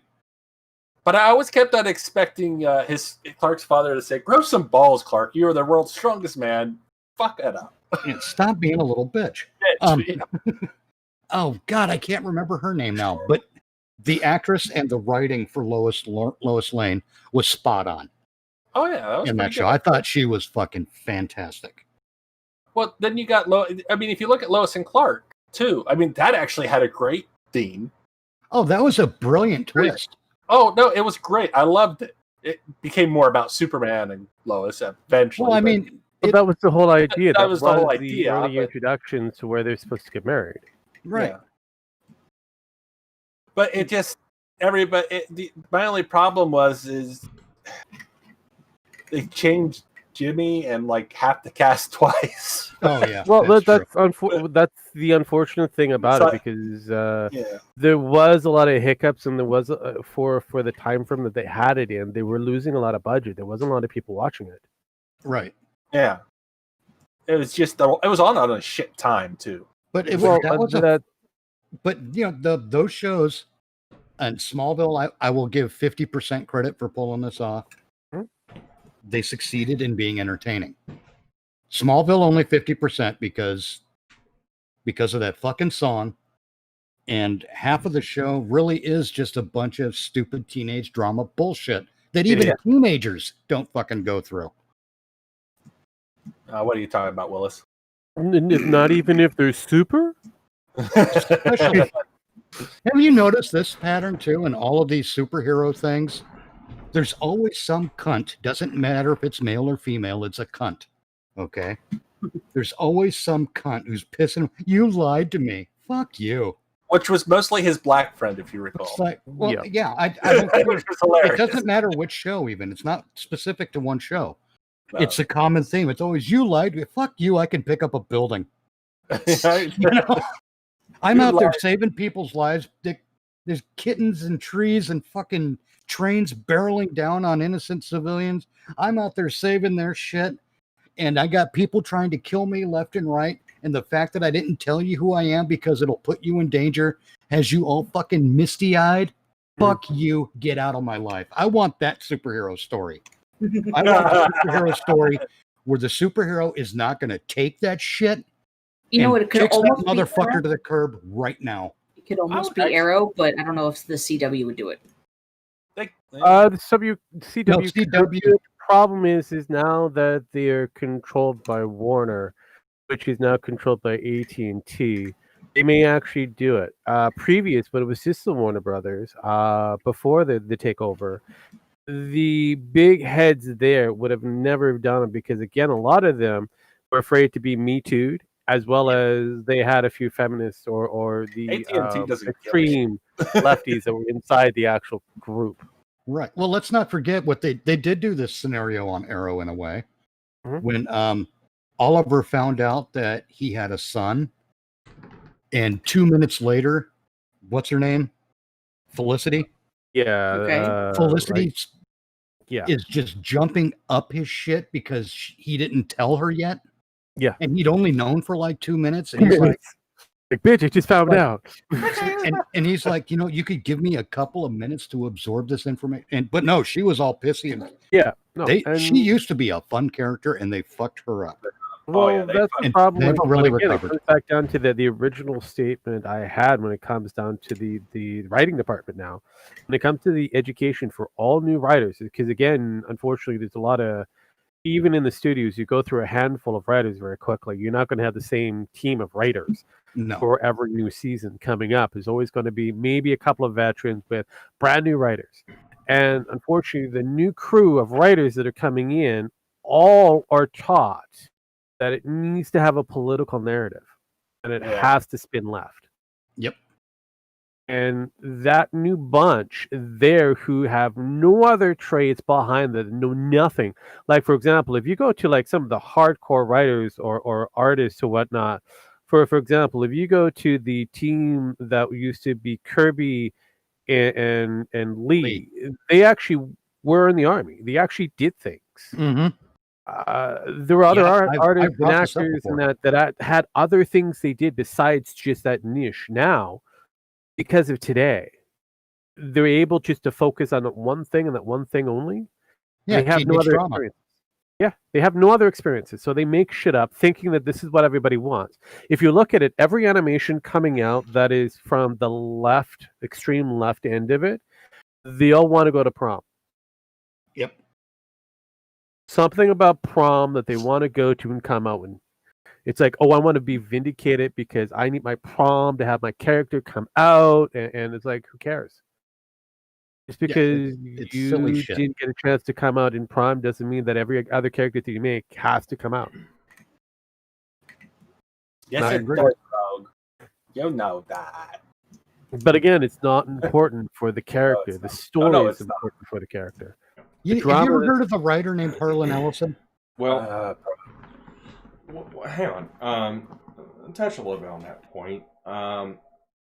If you want to, if that's what the story is based on, okay, but don't take elements and throw into a story to turn it that way. I mean, That's unfortunate. It's a great idea in one end, Sparky, that if the story kind of is written to go in that direction, then it makes sense because you've already established that in Yeah. future or past episodes, right? yeah, that's what I Whereas mean. that's where, but again, I like the idea. Problem is these writers, these people who are creating these things, aren't establishing that these characters were that way in the beginning. Yeah. No, It's they're just all of a just sudden, this episode, I want them out and proud. Yeah. Well, it's like writing for it's like taking one of these comic book movies or one of these animes. Say, well, let's just go with Battle Angel Alita. Alita Battle Angel, the movie that they took from the manga and parts of the anime that came out. Which was pretty damn close to both. It was they drove the line. So the anime was different from the manga, and the manga went its own completely different path. They did the anime in a way to make it its own thing, and it's just one portion of the story. And they actually took both and combined them, and I liked the aspect. But it's like, okay, you are making a reversion of this. You're making a movie for it. So let's say that the James Cameron and the director of this movie, they weren't the ones. There was somebody else taking this. And it's like, it's established. The story's established. Nothing has to be done to the story. It's established. All you gotta do is take it, convert it, and put it over into live action. It's like, okay, we got this movie, we got this cyborg, and she's kick-ass, and it's in this post-apocalyptic style world. But we're gonna make her part of the LGBTQ. Just because. It's those traits, it's those aspects like that I don't agree with. It's like, don't add something to an established story. Now, if it's a story you're coming out with and it's your own original idea and you want this character to be like that, fine. I'm not gonna disagree. Otherwise, it's your character, it's your story. People like it, they like it. If they don't, they don't. But don't add elements like that to a character that is not established to be that. Yeah, but that's a problem right there, Sparky. You've already nailed it right there. They I know. cannot create their own individual characters to have their own different traits. They have to, in order to be successful, to utilize the characters that everybody has acknowledged and accepted, and change them because they don't care about the source material. Because this is what happened with Star Wars. They don't care about what has come before. Again, this is the same thing with Star Trek, Star Wars, or any of the major franchises that exist.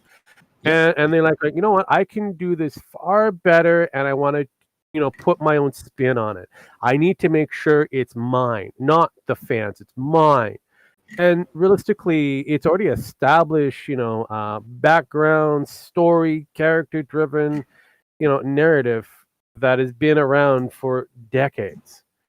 And you can't just tell the fans that have been grown into this fandom that they have to forget everything about the past and focus on this thing in the future. Because if I remember correctly, there was a few speeches and I believe in the Star Wars, was it? I think it was 8.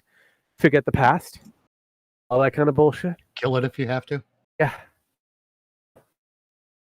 And then all of a sudden they turn around and kind of went, "Oops, we made a mistake. It seems like people really like this shit, so fix it." Yeah. And I understand that's the issue, and that's pretty much my point right there. It's No, and I agree with your point. And again, I'm just kind of going further on that point.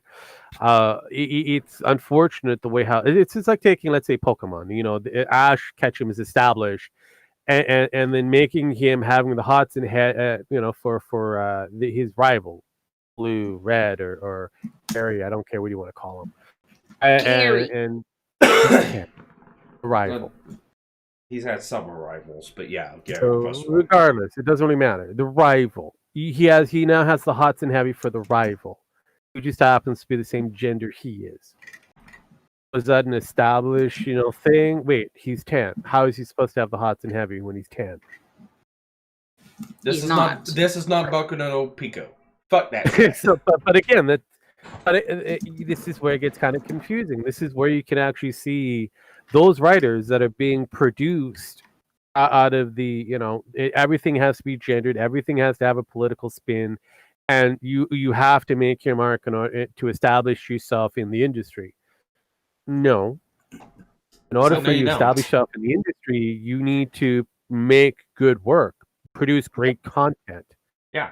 That makes you stand out. Yeah, and that's exactly my take. It's like with the whole Thundercats Go or Teen Titans God. Go. Oh, no, was it Thundercats Ho and Teen Titans Go? It's Thundercats War, you asshole. War, whatever that shit show. Anyways, it's like I don't agree with those concepts and that premises of taking something, establishing it, and trusting it because we need more quality or we need to put these ideas. It's like make your own show, make something else. Don't take something established, twist it around. It's like don't do that. You will get further if you take your ideas. If you want to take those ideas and make something out of it, make something out of it. Make it a good story, and let it sell itself. If people do not like it, unfortunately, they will not take it. It's not, and you can't get pissed at it if people don't like it. Yeah, you can be a little upset, but you take that and you go, okay, I'm going to continue on my narrative that people do or do not like, and continue on with it, or I want to make something that the people actually like and conform to that and not attack the people. It's like, so you can't do that. That's how you basically shoot yourself in the foot in the market and don't get anywhere. Mm-hmm. And it's like, and again, I'm one of those people. I don't care. I don't care if you want to make a movie that's politically spun. I don't care if you want to make a movie that's racially spun. I don't care if you want to make a movie that's gender ID, politics, or whatever like that. Technically, I think it'd be a cool concept if you can make a good story based around it. Well, okay, we'll take some of we'll take some of the top movie writers that have been out there, from John Hughes, Cameron, Tarantino, Kawasaki. The list goes on. A lot of them have taken certain elements, made their own spin on it. For example, Cameron is really focused about having a lot of female empowerment-based movies over time. He's created a lot of very high and powerful women. Tarantino, with his first trilogy set, his first trio, Jackie Brown, in my mind, is one of his best works in his first three. And it's a strong, empowered woman who, at the end of it, dupes everybody. Happens to be a black woman, too. Oh, my God. And this person's supposed to be a racist? Fuck. You realize that Samuel Jackson's been one of the major, casts in his lineup of all of his movies? Yep. I mean, Samuel Jackson's been in almost like every movie, it seems like. I think he's like... So... And they're best friends. It's like... Apparently so, yes. You also have the Coen brothers. You have John Logan. You have what was it? I'm not big on the movie, but the writer who did Crash, Paul Higgins. Again, these are works. I mean, the guy not only did Crash, but he did $1 Million Baby. He did Casino Royale. Those are great pieces of work. It's like you can establish yourself very easy. It's just you just need to put the time in.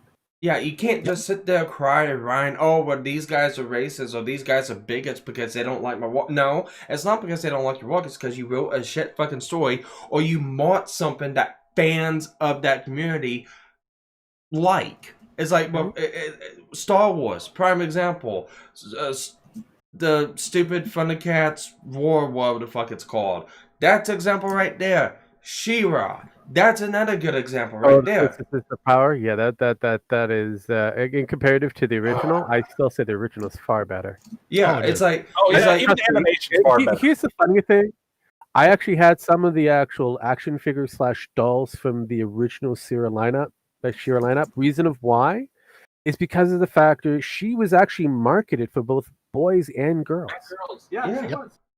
Yeah, it's the fact that you're taking an established premise, and I mean, you might think it's your ideas and you like it and it's your own spin on it, fine like that. But you got to remember when you do something like that, there is a fandom behind it. Whether if it's great, big, or small, there's usually some sort of fandom behind it. Say, for instance, for me, Mega Man Legends, it wasn't a popular game. It did not drive the numbers like some of the other Capcom titles did, but there is a fandom behind it. If they were to come out and they were to do some of this bullshit to that game, well, maybe some of the community that share those viewpoints, they may or may not agree with it. But overall, the major fandom, they gotta look at it as like, you're destroying this. Yeah. It's like, make your own. But they don't want to. Yeah. It's like with Mighty Number 9. Like with Mighty Number 9. It's like they had somebody wanting to, like, midway through, change the character from male to female. Okay. And it's like, why? Is female empowerment. And it's like, no. I Make your would own. agree. I would agree if it only changes the element of the story. If it actually adds more depth to the story, I can see to do a gender swap. It makes sense, or even a color swap for it to get a bit more emotional, tag to it. But if it doesn't change the story narrative, it doesn't matter. And it wasn't gonna change the story narrative. It's just, let's just change this from male to female because we need more If female it doesn't, characters. but if it doesn't, like I said, if it doesn't add any other, emotional beat or anything else that actually helps with building or changing the narrative a bit better, no, it means nothing. It's the same thing. Like a lot of what it's about, though, Go ahead. is bringing in more women viewers or more gay viewers. They think that there's a ton of these people fucking out there that are dying for the shit. In fact, I'm sorry, nobody is. there isn't enough. I mean, look, when it comes down to the movie population, women have the market when it comes down to that industry. Realistically, chick flicks make some cases very large amount of money, even though it's over time. But it's one of the biggest genres that they control. Yet, it's not the biggest blockbuster when it comes down to it. And also like the Avengers storylines or things like, I don't know, Armageddon, Mission Impossible. They also came in to watch, I don't know, The Shining, 2001, A Space Odyssey. Fucks, a lot of them showed up to watch Toy Stories. There was a huge population, whether you like it or not, that showed up to watch Star Wars. So it isn't just gender specific. Everybody loves a good movie. Yeah. Whether it's action related, drama, horror, whatever. They love a really good movie. Yeah. Yeah, and that's all it is. Like, give me a good story. I don't care what the premise. If the premise doesn't really matter, I mean, unless it's something I'm specific to. Like one of my favorite go-tos for anime is either rom-com, mech, or cyborg or action. I kind of figured you would, because you're represented by a rejected Mega Man character. Yeah, I know, but still, that's some of my go-tos in anime. But it doesn't mean that I won't just relegate myself to that only. If there seems to be a show out there that's a different genre that I don't like, and it catches my eye, and I think the story's good, and I watch it, I like the story, I'll watch it. But it's got to catch me. It's got to have a good story to draw me in. If it doesn't, well, I'm sorry for you. And I'm a fan of intelligent horror. It has to have. It can't be just a simple slasher movie. Well, you probably like Danganronpa then. What? It's anime, and it's anime. But getting past the anime point, getting back to like a wide range of movies here. I'm more of a horror buff. I wasn't that way. If you caught me at a young age, a young rogue, you would have said no. Give me cartoons. But as I progressed and egressed, if you want to call it that, I kind of grew liking of a good story built horror flick. And usually the psychological thrillers, feats my fancies better than the typical slasher movie. Now, all movies because of that, no, because again, all movies have different elements that appeal to people, whether it be animation, rom-coms, comedies, sports, history, documentaries, whatever. They all have appeal to somebody. And you get further advanced and you look at all different bridges of movies. You have to appreciate all of that work. All of that body there is not just appreciated by a small group, but could be appreciated by a large majority of population and influence the next generations going forward. Yeah. I mean, I bet you, dollars to donuts, we're probably all of us, no matter what age we are, have seen some of the newer Disney related stuff. Define Disney related. Like the new, are you talking about like the live action movies that they've been doing? Yeah, we can get there. Yeah, If you're talking the Marvel stuff and yeah, some of the Star Wars stuff, yeah, I've seen it. Yeah. Also, we've probably seen some of the classic Disney cartoons, the modern Disney animation. When I say Disney related, it's unfortunately it's a large umbrella for Disney. All right. So right there, that Disney related. So let me cherry pick one of those out. Aladdin. Okay. So there we go. I for all intents and purposes, I actually I thought they were gonna fuck up the movie wholeheartedly, the live action. I really thought that they were gonna fuck it up. I actually came away after watching that movie. I actually did like it. For the fact that they got, yeah, it is. For the they got Will Smith to play Genie. Hard to portray. He did his own. He did a damn good job, and he respected the character. Mm-hmm. He respected the character straight up, and I mean, all intents and purposes, you wouldn't know when he's in his quote unquote Genie form. You wouldn't know. Oh yeah, he's a black man. You know it's Will Smith, but oh, he's blue. Yeah. It's like, who cares? He is blue with a hue around him in some cases. But when they went down and to disguise and blend in, yeah, sure, okay, yeah, but still, it made sense, especially for like around the era and the area, not era, area. But anyways, the area, you got that. The era the time frame that was actually supposed to be based around in the area that is located. Yes. Yeah, right. So it made sense. It actually kind of reminded me a little bit of that old '80s cartoon Shazam. Yes, that's kind of how he reminded me of. So, yeah, the two kids on the flying carpet. The Jenny. So, but anyways, I remember that one. Going through, they Aladdin. What? Yeah. Pen jumps in out of nowhere, so I I was kind of. Let me continue on. So they did a really good job of portraying the movie, and they actually did a really good job following along with the actual in-play story. Now, some of the things I think they went a little too extreme on is like the scene with Princess Jasmine, where I know what it is. They're trying to do quote unquote female empowerment from her. She had her own little song, which wasn't even in the original and stuff like that. It's like, okay, I get it. It's unnecessary because you got to look at the era. She was already a female of empowerment. She's a princess. She was, one, she was a princess, but two, if you know how that society is ran, she was really strong-minded and strong-willed. She already had those characteristics in the movie, in the original animated movie. It was not necessary to give her more.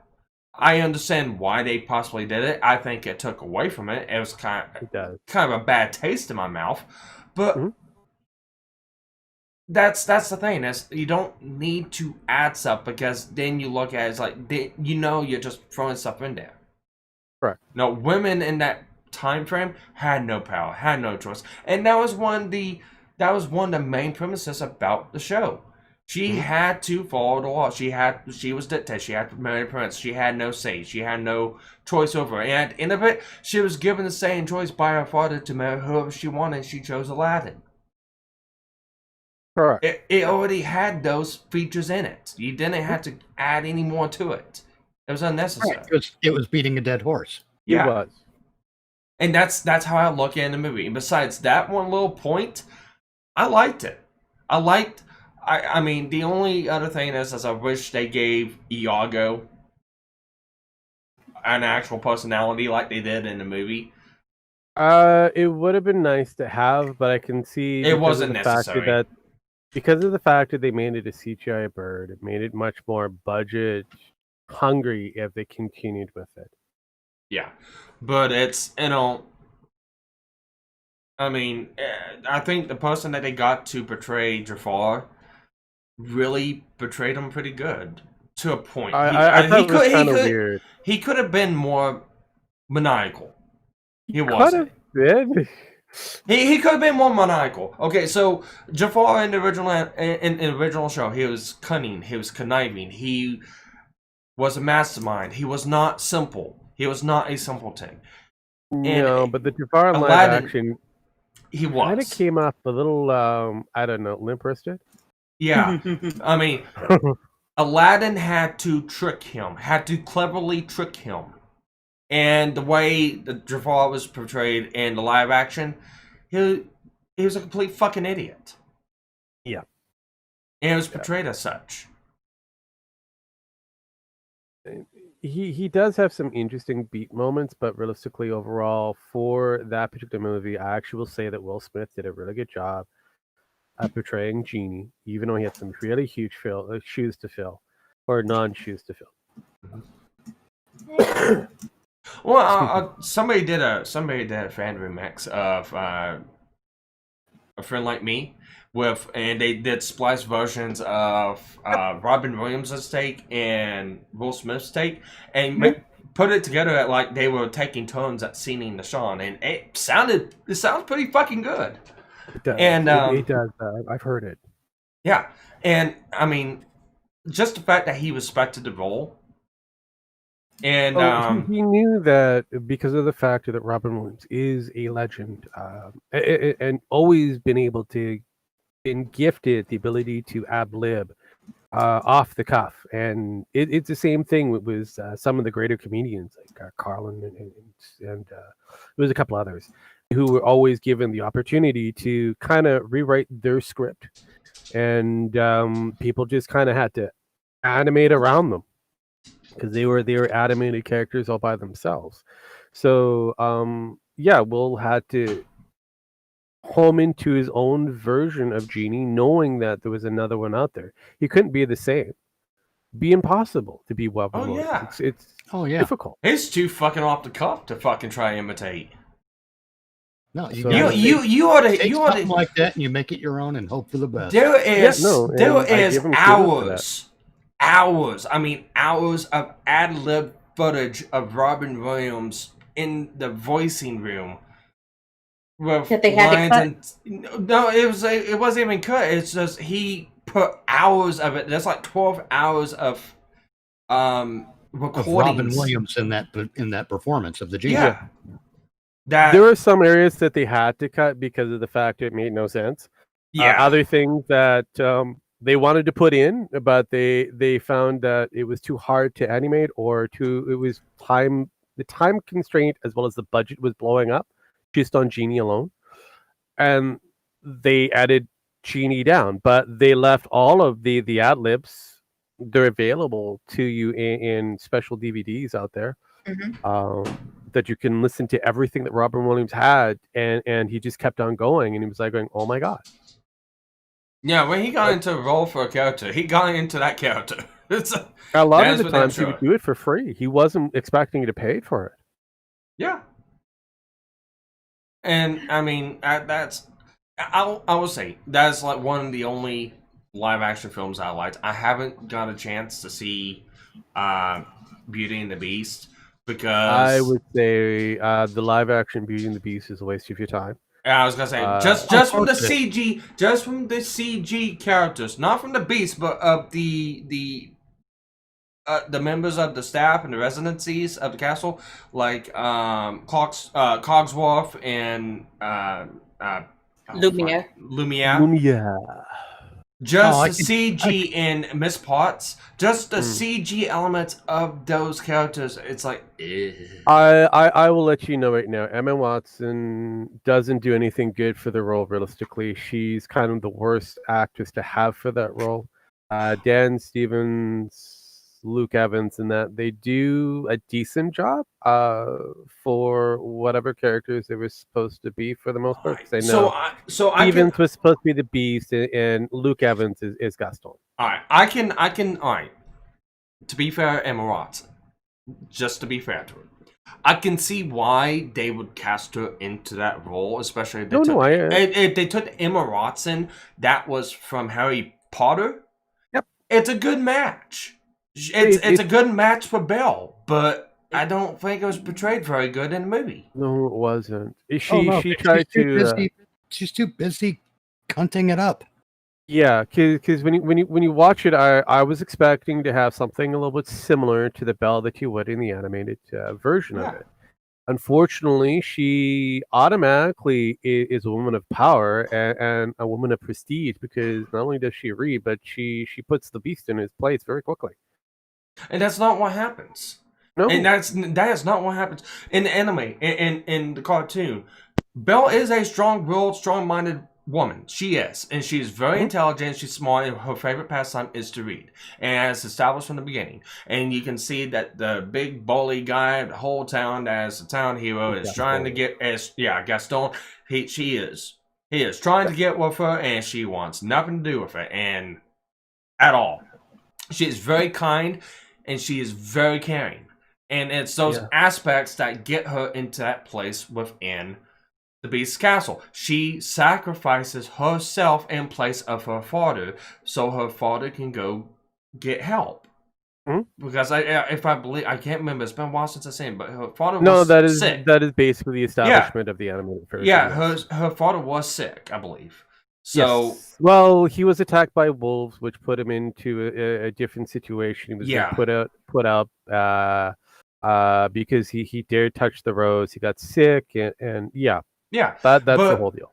She sacrificed herself so he could live and get help and remain captive within the castle. And she never put the Beast into a place. It was a coming together. It was a gradual coming together, understanding each other, and kind of meeting in the middle. And that's what it was.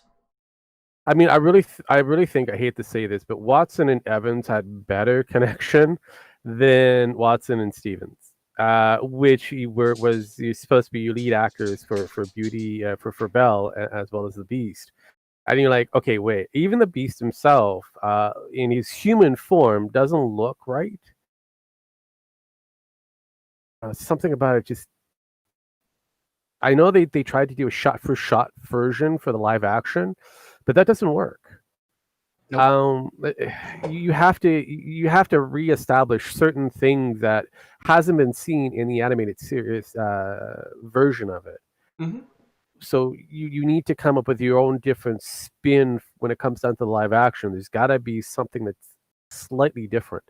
And of course, because it's live action, there's going to be some studio suit somewhere sending out notes. Going to boobies. We got to get boobies in this picture. Boobies in the How are we going to get boobies? That's with Emma Watson. We got real people. We got real boobies. Let's get some boobies in this picture. Yeah, but no, it is true. That's why. Time out, Mitch. Time out. I just want to comment on something real quick. The way you sounded right there sounds like one of those old cartoon characters with the fucking cigar in the side of his mouth, sitting there behind the desk. That is exactly what he's going for. It's exactly it. You know, it's actually very similar to the Ridgedale Pitchman voice that I do, but it's a little bit different. I mean, okay, boobies. We got to get boobies in this picture. You know, people like action. We need more laser guns. We need more boobies. Sorry to segue. I just had to comment on that because that sounds cool as fuck. Well, no, because you got that voice, and then you've got the Ridgedale pitchman who says things like, Ridgedale brand extra virgin olive oil because true love is elbow deep. Jesus Christ.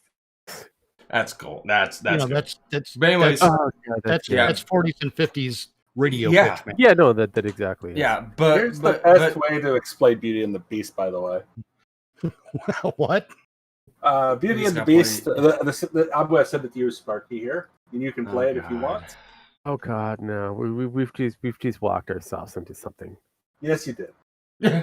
It's the last 35 seconds. I'm sending it to you, Sparky. In a world where Emma Watson engages Oh in God, it's bestiality. one of these. It's okay. So I The know last bit of it. The last I know, bit of it. Where they play the song. Oh, so you want him to be yeeted? No, it's fine. Let me unmute this. Beauty and and the let Beast me coming to share this. Pornhub this fall. It's from the channel how it should have ended. Oh, But it's the last. It's the song they play at the end. Yeah, no, So I I've got it. remember Yeah, I've got it pulled up. I've watched this one. All right. Wait for everyone else to jump in. No, I've seen it. Go for it. Max. There it is. All right. So. Prison guest, Stockholm Syndrome is the best. Oh wait, no, it's not, my dear. This beast you should detest. Candles and clocks sing and twirl. Let their master's plan unfurl. The accessories are accessory to kidnapping a girl. But they're cursed, so it's cool. Come on, girl, don't be a fool. Dancing and birdseed should not impress. A messed up love story. Belle has a thing for beasts. Prison guest, prison guest, prison guest. Essentially, that's what it was. But you know, It was basically that, yes. But Pretty much. But again, she voluntarily selects herself to be the prison Yeah. guest, for God's sakes. yeah. She could have said, "Fuck no, I'm not doing this." You can Fuck pretty you, much do Dad. that, Dad. You got yourself in that bed. So you can deal with it.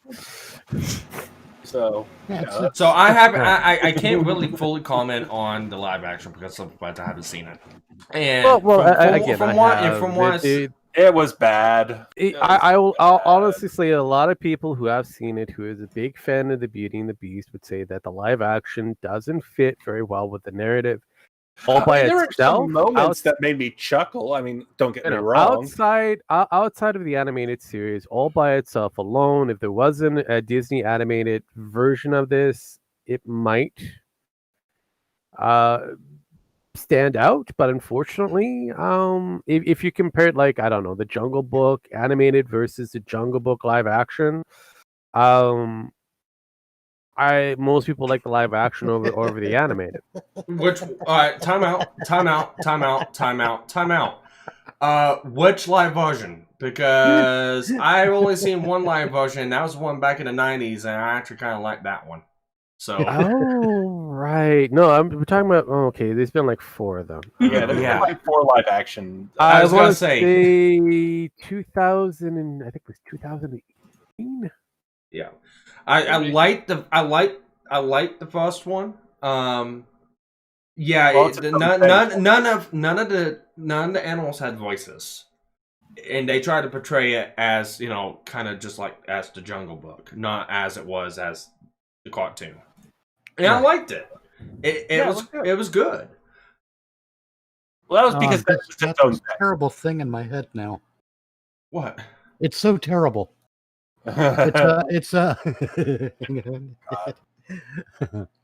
Disney's live action Beauty and the Beast is brought to you by Ridgedale brand duct tape. That's right, Ridgedale brand duct tape turns no into Mitch, Sounds like a Black Lives Matter commercial. Mitch, 2016. I've got to get you to read lines like that and just give me a bunch of those lines, and I've got to edit it where it sounds like it's within a radio, kind of like how Alistair is and Aspen Hotel. That would be fucking cool. Oh yeah, I mean we got a lot of them. We got a lot of Ridgedale brand products. Yes, if you actually take the time to listen to their stuff, I always go with the short version. Wait for you to show up to do some pimpage. Let me see. Where's let me open the file. Oh God, there's a file. on Blades. No, it was the 2016 Jungle Book. That's where they have the is it Bill Murray is Baloo. Bill Murray. There was a few others. Idris Elba, who's supposed to be I actually did like when they had King Louis because it was played by what's his name? Shit. No, it wasn't played by shit. I know. I can't think of his name. I can't. It was portrayed by that genius, that madman himself, the walking one, you know, Christopher Walken. Christopher Walken. Oh God, I wish I could do that voice. Oh, a lot of people wish they could do that. Didn't you say that all it takes is just adding an extra vowel on certain words? No.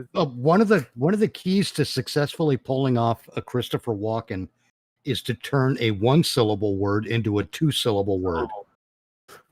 For example, Christopher Walken wouldn't say "wow"; he'd say "wow." Wow! Wow! He'd say "wow." Wow! Wow! Wow! Also, you had was Scarlett Johansson, who played Hiss.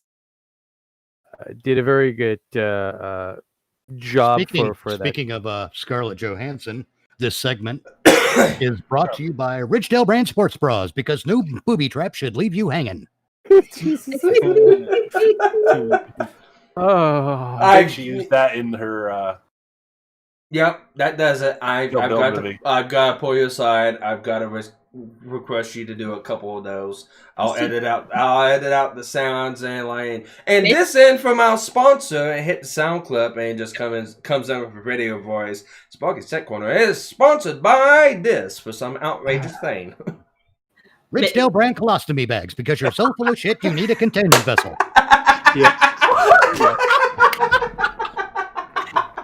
Mitch, and this is how you get voiceover work. God damn it. Ridgedale Brand Finger Foods, releasing your inner bulimic one meal at a time. Oh, Mitch, do the KY jelly one. Oh, the anal loop? Yes. Yeah, well, we switched anal loop for extra virgin olive oil to make it more family friendly. But the original is Ridgedale Brand Anal Lube, because true love is elbow deep. I've actually heard these before. They're still funny. Then, of course, this segment is brought to you by Ridgedale Brand Laxatives, because sometimes the going gets tough. God, Mitch, you are a fucking gold mine. I'm glad you joined the fucking Discord. Right there, and you were talking about getting into rhythm for doing voice acting and stuff like that. There you go. It's not what I just said. Isn't that what Sparky? I'm going to kick you. Stop stealing my shit. Start up videos on a channel on YouTube. You'll make a mint. Yes. Mitch, make your own channel and do these little things. Don't forget to join us this weekend on Madness Live when we fuck up this little segment. Sorry. Hey, Dave, the improv just sort of stepped right out of my spirit. No, even then, it matches. It matches the moment when we fuck up. What you need to do is take some clips of Knight Rider and voiceover, because you have the voice that would work for that. I think you could do that. That's right, Michael. You're a complete cunt and a womanizer to boot. Exactly. There you go. Now get your ass out of the driver's seat and go get some poontang. I would love to see that version of it. I'm sorry, but I'd love to see that version of it. I've seen all of the original Knight Riders. I would love to see that moment. The version with the dirty-minded wisecracking kit. Yes. I'm dying. Oh God, I'm dying. This episode of X-Rated Knight Rider is brought to you by Ridgedale Brand Reach Around Back Scratchers, because sometimes the itch is deep and creepy. Oh, Mitch, speaking of deep and creepy, you probably should do one. This one is sponsored by Joe Biden Harris, because I don't know. Okay. I got okay. No. Time out, Mitch. Wait. I got Let him the do it. pitch for Let him do you. it. I Let him got do it. I got No, pitch let him for do him real his. quick. Let him do his first thing first. All right. Do This that. episode of the Hillary Clinton audiobook is brought to you by Ridgedale brand personal lubricant, because who puts hand in her vagina? All right, I've got a pitch and a string for you to try to improv. So I don't know if you play. I don't know if you played Fallout, but in Fallout, there's an item called Mentats, which is supposed to increase your intelligence. What's it called? Mentats. So do a pitch with Mentats and Joe Biden. Increasing intelligent, Mentats, Joe Biden. In Ridgedale man's voice, I'm assuming. Whatever you want to do, here. man. Let's think here.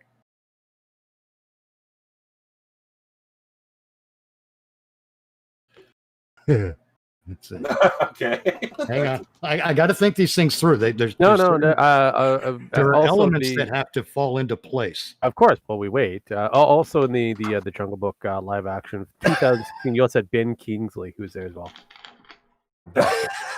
God damn it. This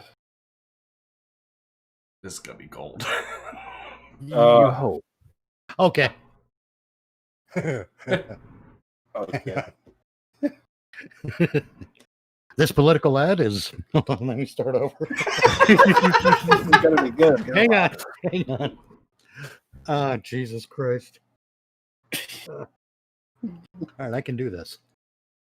Get the giggles out. No, sometimes an element just hits me right, and I got to get over it.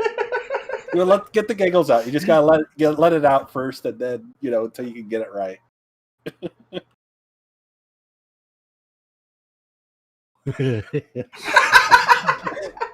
See, that's the thing. I start thinking about it, and it keeps hitting me. and just listening to Mitch laugh about it just makes you want to laugh. About it exactly. Well, see, the problem there is that when I say it and it's not that funny, it's like bad sex. Oh God. Okay. This campaign advertisement is brought to you by Ridgedale brand Mentats, because Joe Biden's sentences won't finish themselves.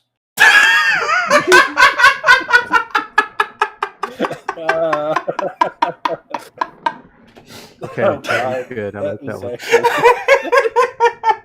Somebody clip that. I was thinking what you need to do is play the Kit voice is with what David Hasselhoff looks like today and how Jesus Christ. Christ, because that would be hilarious. No, just leave David Hasselhoff alone. Well, 3 hours 34 minutes and some seconds. And going. Oh God, there's an alternate. Oh Jesus Christ! Ridgedale brand hot sauce turns foreplay into a medical emergency. God damn it! There's one that just breaks the pattern. It just absolutely breaks the pattern, and it breaks the voice. It's a different voice. Shitstorm laxatives promote the easy flow of ass magma and reduces instances of intense sphincter strain and blistering. Ask your doctor if Shitstorm is right for you. Shitstorm laxatives, a Ridgedale brand product.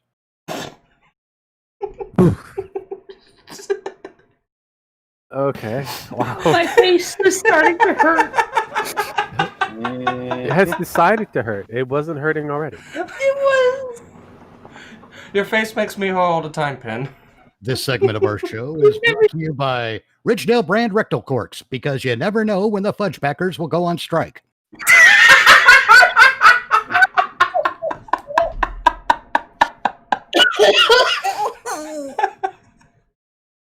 Alrighty now.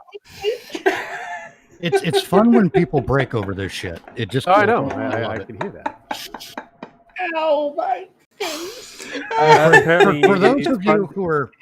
For those of you who are sexually active, may I recommend Ridgedale brand paternity test, because some fuckers are motherfuckers. Can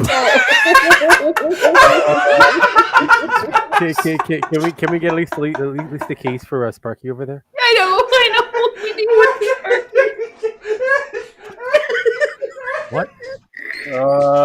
running You broke gag. Sparky. You Oh, broke good. Sparky. Good, good. It's fun when they break. That's all I got to say. Yeah. Oh my god. Oh,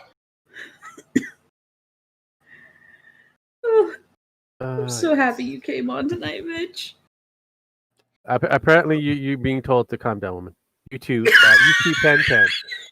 Wow, Sparky, you've moved up to you've moved up the or moved down the actual gender scale, depending on how you want to look at it.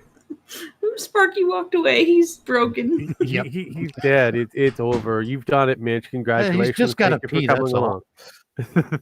Yeah, he. Be glad I didn't get into some of the big stuff. I know. That's not big. It's with Ridgedale brand, there are some big sellers out there. I know. I think our biggest seller is either the chocolate covered coffee beans. God damn it. Ridgedale brand chocolate covered coffee beans, because constipation's got to go. Or and I think this one really is the biggest seller, is Ridgedale brand sun funnels, because ladies need to pee their name in the snow too. Oh, yeah. I like that one. The Srini. You want to know something? These are probably products you can get as white label and just add the Ridgedale brand logo. Oh, I know. to it. That was one of the plans. Eventually, when shit gets to that stage, I want to have Ridgedale brand chocolate covered coffee beans. No, I was going to say you want the Ridgedale brand lady funnel? Yeah. Oh man, no. We used to call them studs. Pen. They had them in the military for women. Apparently, Penn wants one. I got a fucking good idea. Okay. You would be the second person that comes to me with a good idea today. Man Squatch doing his memes and Ridgedale brand and Mitch's voice behind them. Oh, fucking hell. That could cause trouble. I actually wrote a script for the... that will cause trouble. I actually wrote a script for a Ridgedale commercial for the anal lube. Couldn't tell you where it is now, but it's out there.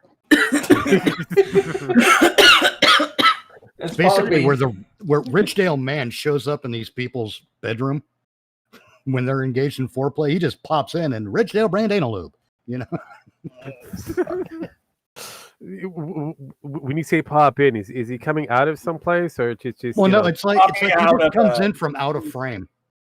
Just, he just like appears in this couple's What bedroom. should happen is if he's coming out of frame, what I'm thinking should happen because he just kind of pop up like from like where the end of the bed is. He just pops up out of that way. I was thinking the whole thing starts with the husband getting a little frisky, and you know, the wife doing the typical, "Hey, what's going on back there?" Yeah, it sucks because I can't do the fucking poppy noise anymore if I'll take my fucking teeth out. Oh, hey, wow, hold on here. Give me a second.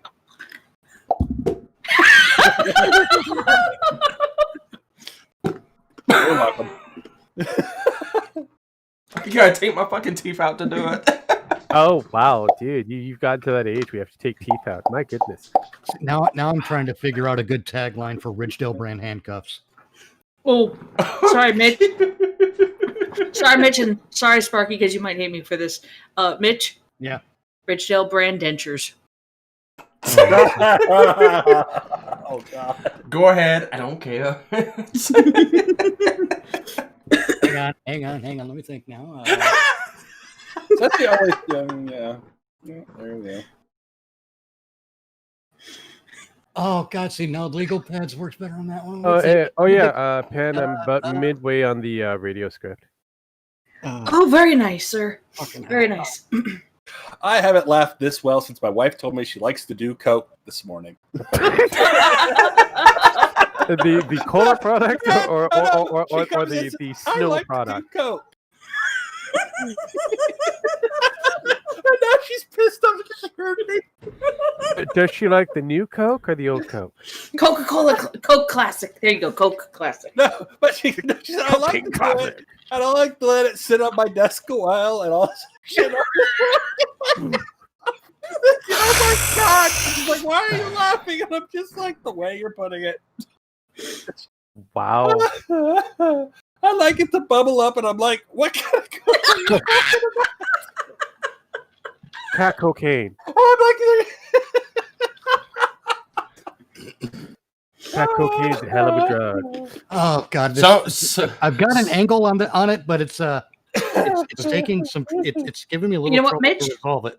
Take your Let time, it- let man. it- We're eventually going to let have it to shut sit. this show down eventually. Yeah. So Yeah, no, you It's don't like- have to do it now, Mitch. But So it's sit like on it. it's like some coke is just not meant for snorting. It tickles the nose as it bubbles down the throat. We'll see, because I wanted to tie it to Kamala Harris. Oh, oh yes. The problem is we already have a Kamala Harris one. If I want to tie one to her, I've got a better one than dentures. definitely. We've got what was it Ridgedale brand legal pads, because reaching the office of vice president shouldn't damage your knees. God damn.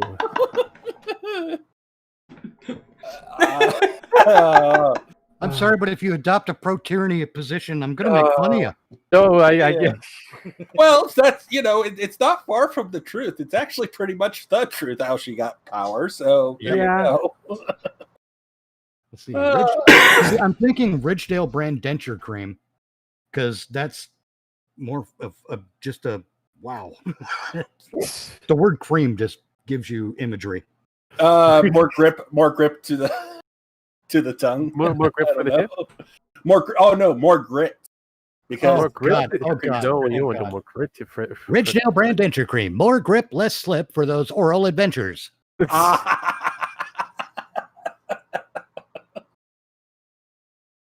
Oh shit. Or, because I didn't knock the dicks out of your mouth when you were work. No, how did that go? Oh, Ridgedale brand denture cream, because I didn't knock the cocks out of your mouth. Damn it. I'm fucking it up. Ridgedale brand denture cream, because I didn't knock the sailor's dicks out of your mouth when you were trying to work. That's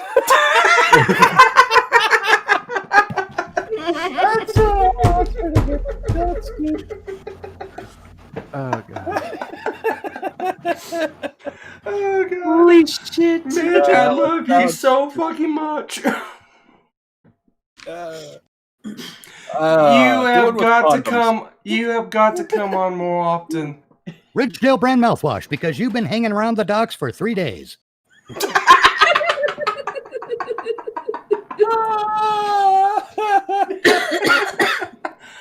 Oh my god, I could just imagine. All right, so the old RoboCop movies, the out of place fucking TV ads, replacing those with stuff like that. Do one with medical marijuana and Kamala Harris. Oh god. Let's see. We have now found a new plaything. His name is Mitch. Mitch, do this. Mitch, be this. Oh, Rogue is just starting to get a little salty now because nobody's asking him to do anything. No, I don't want you to ask me to do anything. I just find it funny that he's a new play toy. I'm just thinking. I'm calling it what it is. I'm calling it what it is. I mean, it's true. That's. Oh god, was it Ridgedale brand? I don't know.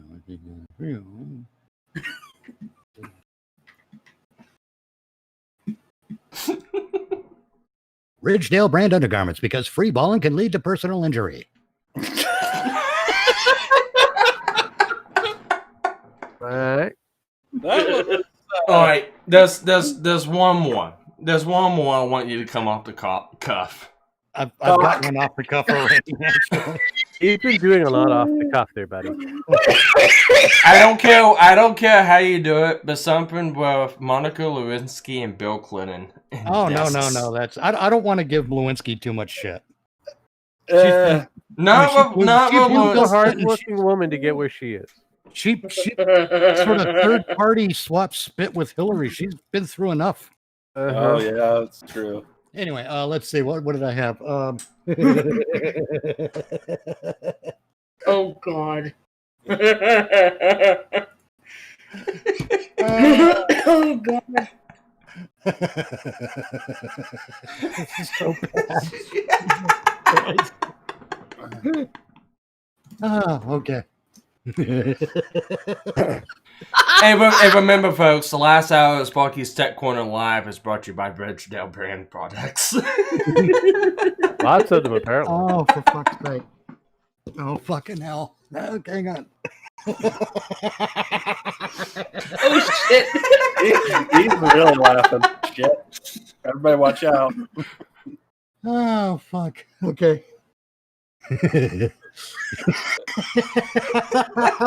Over. Oh, God. I don't know whether to be afraid or happy what's coming here.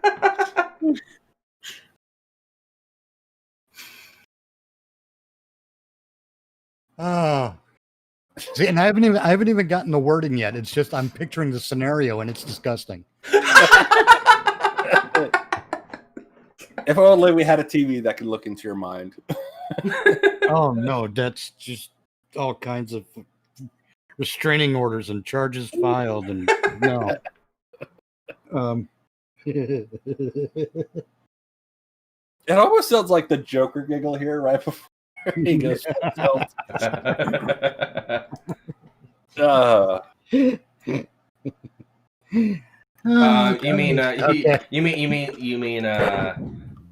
Let's see, this one right here. Here it comes. Yeah, that one. Okay. I might flub it, but He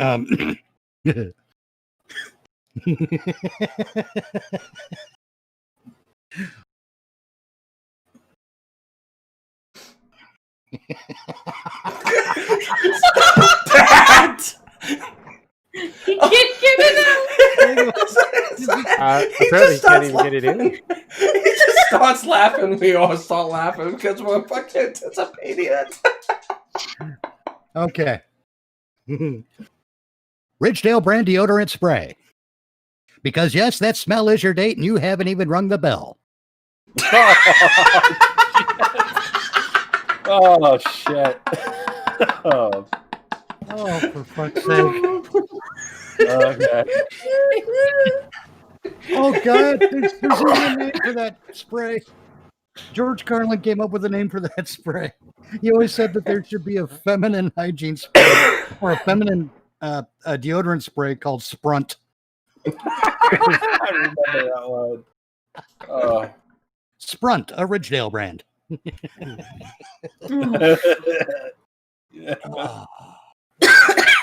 Oh man, this has been a fun fucking episode. I mean, my God, Sparky, we're like nearly wetsuits because you too want to swim in your own piss. What? Oh, oh, come on! I call that a Thursday.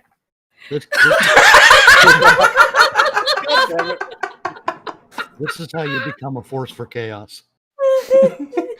Mitch, this Where? is my official invitation for you. You can come on every Sunday, okay? At the same time. It'll never happen that way. I know. It'll give you a special event. It has to be like Mitch Day or something like that. Oh, God. That would just be terrible. I know. I haven't even really shilled the fucking book yet. I feel like I'm letting somebody Well, down. I did my best on shilling. Well, I know you did. Oh, God. Couldn't even remember the title of it, to be honest. At this point, we can't. The title is Reconstitute Us to Form a More Perfect Union. There you go. See? It is a book on politics. My Ridgedale branding aside, we do cover things in a serious manner in that book. No, I know. I was kind of pushing that too, because the reason why you kind of we eventually got you here was based around the small little political talks that we had, and which and again I did kind of mention that you wasn't 100% sure what Arthur's programming was again because he did do a rebrand a while back. It's we do politics, current events, even do a little bit of gaming, and on Monday night you do a little bit of gaming. I don't know what Arthur Mitch does. Well, you do the gaming.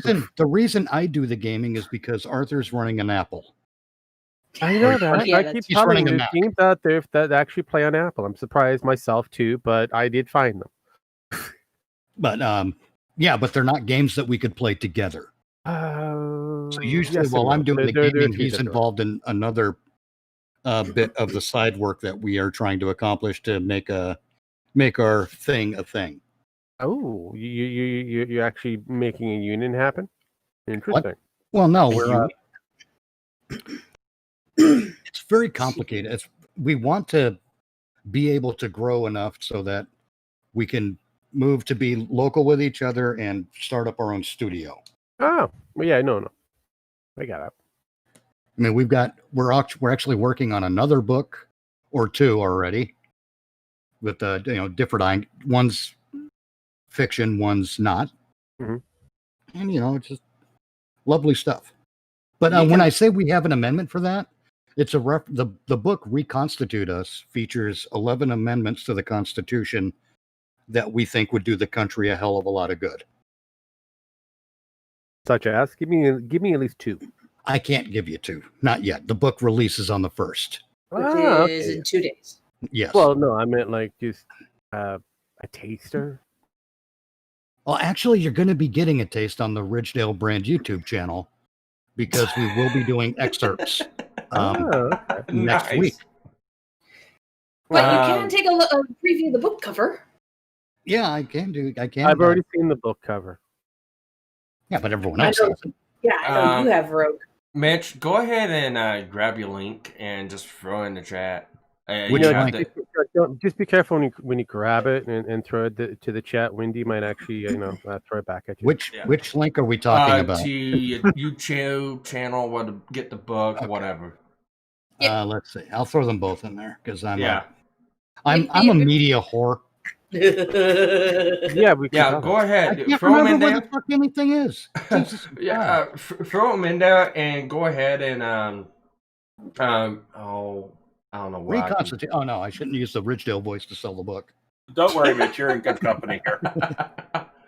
I'll forget things in mid I'm in the sentence. wrong fucking. Here, Sparky.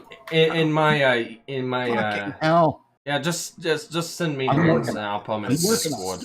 Sparky, go ahead and throw this image up on the stream because this would be the book cover so that they know what they're looking for. Okay. Do you have it in audiobook? I'd love to listen to that in your voice. No, in that voice Mitch, would be you awesome. could do an audiobook. Yes, You that's one of the plans that's in the works. Actually, where the fuck is? There it is. I can't find where anything is. I don't know how anything works there. That's the YouTube channel. For you. Monday nights we do a Twitch watch party at 10 p.m. roughly 10 p.m. Yes, Windslayer plugs. Mitch, Nemo, and Arthur Nix. Yep. There's 2 Nemos. Yes, there's 2 people who wrote this book. No. What I'm saying is there's 2 Nemos. Oh, wrong Nemo. It's like I'm sorry. I'm just saying here going. It's like Nemo. Yeah, no, our Nemo's from Australia. This emo is much more. Nemo is much more faster. Once again, that cover was designed by Trickster Designs. I recommend you go look them up. Oh, just say hi. Yeah. You know, you just say She hi. loves it when you say hi. Could say hi. Hi. Hello there, Trickster Designs. Well, That's one hello. voice you haven't been introduced to yet is Socially Awkward Steve. Oh my God! Could Socially Awkward Steve read this book, please? Oh, for fuck Christ, no. We hold these truths to be self-evident that all men are created equal, that they are endowed by their creator with certain unalienable rights, that among these rights are the pursuit of life, liberty, or fuck, dang it, I forgot what I was saying. And you know, like Joe Biden do the I you know don't the know thing. what happened there, but I think I've developed Biden syndrome in my brain. That's a possibility. Oh my God! Yes. Actually, what you could do, Mitch, since you guys already have a YouTube channel, what you could do is do excerpts of the book, and put them up as an audio presentation on the YouTube side of things. That is one of our plans, actually. Nice. We are doing audio excerpts of the book. We haven't decided whether we're going to do it live and let that be the thing, or if we're just going to record it and. I would think recording it. You And probably do get a it better in that reaction. solemn voice that sounds like I'm very serious about everything all the time. When in fact, I do have a your sense of choice on humor that one. veers Basically, I into the think. nasty, dirty, perverted, sick, and wrong. In that Yeah, I like order, that. on alternate Tuesdays and on my days off. Yeah, I don't know. The Leslie Nielsen thing. I really don't know I if do a Leslie Nielsen type. There's something I like about the clitoris, but I can't seem to put my finger on it. I don't know if you'll take Like this that. as a compliment or insult, but you really do have that Larry King Live voice. The what? Larry King Live. Oh, Larry King Live. You kind of have that voice. I don't know if that's an insult or not myself, so I'll choose not to take it as such. Take it in Young Larry the King when he run. was still with it. Some Before- people have told me I should narrate pornography. Oh no! Oh no! Oh my God, I can't believe it. He's gonna put it in there. Oh, that's just wrong. Oh, that's nasty. He made her spit on it first. That's just. Oh man, Dude, that's disgusting. I'm calling health and safety. This Oh is my just God! not right. That cannot be good for you. Just imagine that narrating Two Girls, One Cup. Oh no! Oh. I don't feel so good. I think I'm gonna go home.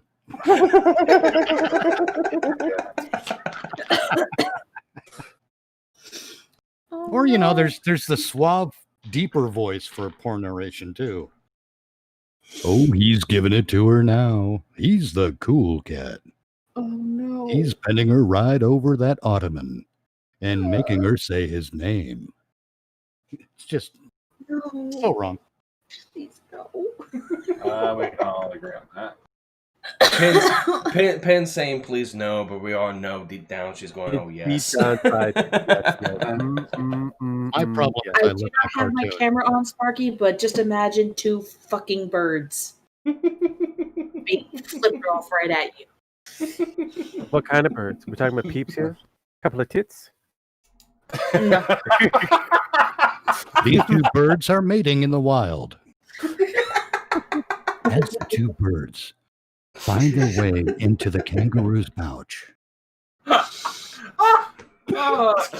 So many different ways to. Jesus Christ. I sometimes want to take socially awkward Steve and do like that honey badger type narration. Except, not with oh my God, look disgusting. Not like that kind of voice, but just that Steve thing. I didn't know animals could do that. That's kind of fucking interesting. I got to stop using profanity as Steve. Jesus Christ. I didn't know animals could do that. That's kind of interesting. It seems that they have spent a lot of time going after food and sometimes digging into the ground. Is that a snake? Ooh. Oh, that snake's going to be vicious. Oh, no. Oh, that snake's dead. He ate that snake. He didn't care or nothing. He just ate that snake. I can see Steve doing that stuff. The thing with Steve is you can't use profanity if you're Steve. I don't know why, but it breaks the whole thing because he's. It's okay. I'm gonna It's go okay for because it. we gotta have character. I am going to hell for saying this. Yeah. But Steve makes you horny. Socially, oh God, no, socially awkward Steve narrating Steve Owen's death. Oh, that's not going to hell. You're just going to get every Australian upset with you. Steve Irwin, the crocodile hunter. Oh, Steve Irwin. Yeah. Owen, yeah. Oh, Nemo's gonna be pissed. I don't know. If it's Nemo, he might be caught between that's not right to that's funny as shit. He'd be in that boat of that one right there. He's that type of Australian, but I could just see a lot of Aussies getting really upset on that one. Yeah, it's like, oh yeah, he's a crocodile. He's like a national icon. He's going out. Come on. It's like, oh yeah, he's a crocodile hunter, and he's got this in the bag. It's a stingray. I mean, what can happen? I mean, it's not a sting. Oh, what's this? Oh, is that sticking out of his heart? This chest? What happened? It's No, I even better be like, someone is that did he just get? Oh, he's fucked. Well, he pulled it out. Wait a minute, He no. pulled it out. He better been fine. Yeah, No. I'm gonna be a bit more of a media whore here. No.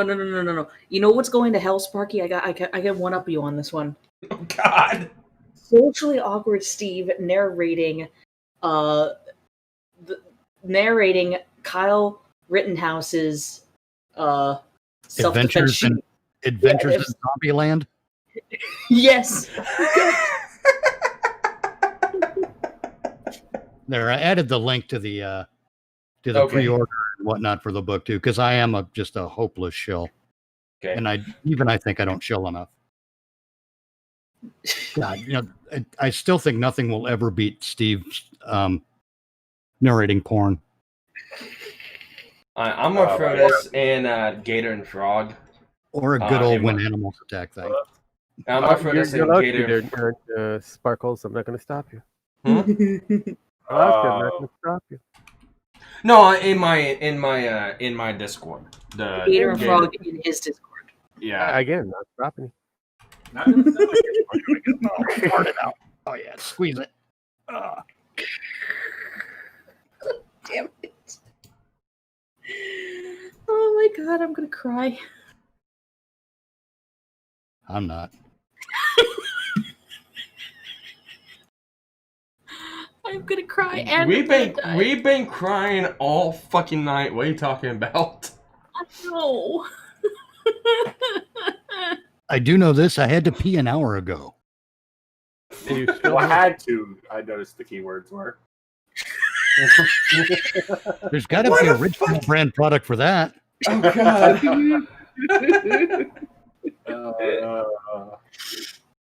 Oh man, but it is that time of night. We have been going for 4 hours and 3 minutes, so Ridgedale brand cock jug. Oh no. Oh no.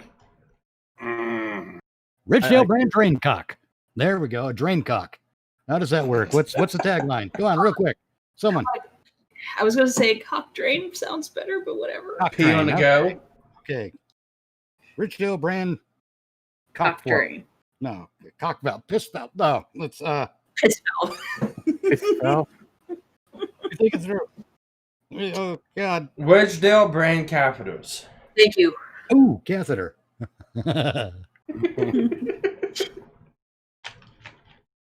Ridgedale brand catheters, because when they tell you to shove it, you took it the wrong way.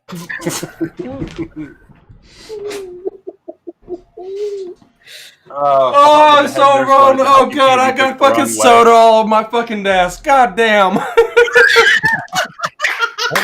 Jesus fucking Christ. I was thinking you could say like something along the lines of when the head nurse says she wants to help you pee, you took it the wrong way. I just seen the replay of it.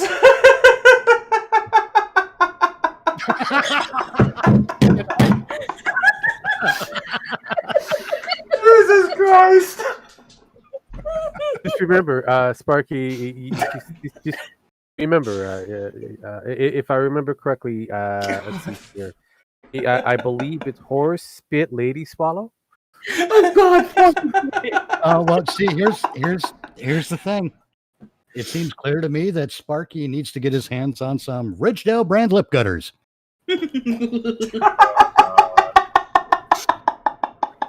Oh God, I forgot the tagline already. Because basketball players are not the only ones who can dribble. Ooh. Oh God, did you see the Ridgedale brand replay? lip gutters. We good. Pen? Yeah. I saw this. Okay. Ridgedale brand lip gutters, because spit or swallow is always an option. Yep. Oh my God. Sparky, Oh wow. you know that's gonna get clipped. With your That's spit fine. Let it get clipped. That was my own stupid fault for fucking taking a drink right when he was gonna say something. I didn't think it was gonna be that fucking hilarious though. Yeah. Well, now you know, knowing's half the battle. Sometimes if you hear the name Ridgedale, you got to put your drink down. No shit. I've got soda everywhere. Ridgedale brand early warning systems. I'm sorry, I just came up with the product, not the tagline. Ridgedale brand cork coasters. No. Ridgedale Wow, brand warning products, so you don't make a mess on your desk when you're taking a drink or something. Or something Ridgedale like brand that. virtue signal, because you need the world to see you pretending to care. There you go. We need to actually make that a thing, so that we could just Yes. pass it along. No, I mean like have a graphic for that, and then just No, it is. I think Arthur's got a. fucking share that, because then we could just Yeah. spread it online, man. I think it's in the Redbubble store. Oh fuck! Get us a link, and we'll share that, man. Let me do the No, hunting. no, let me rephrase that. Get us a link, but not right now. Well, while you're doing that, let me go grab a towel. Anyways, I thought we were getting close to the end here. I was going to say Keep Sparky saying might that. shut down the show before he go gets the towel, but I guess he wants to. Fuck, but mop it apparently up. he wants to get the towel first. Okay, whatever, man. Ridgedale brand super absorbent paper towels, because not all products. Oh fuck! Because like not that all one there. bodily fluids stay in their place. Oh god! I got to clean up my fucking desk because it's on my fucking keyboard and shit. Kill the show first. Kill the show first. It's like, fuck. It's begging to be put out of its misery now. You keep kind of wanting to get out of here, and we keep getting more. So Ridgedale brand showstoppers, because my god, that drink's coming out of your nose. It did. Yes, that's not. That's. Say goodnight, That's Sparky. not wrong. Say Ridgedale goodnight. brand adult Good diapers, night, Sparky. because you're laughing so hard you shit yourself. He probably has. Alright, thank you everyone for joining us tonight. We thank you, Mitch, for coming on and giving us a fucking entertaining night. It's been Ridgedale a brand hoot. handy wipes, because sometimes it's not a fart. Sorry.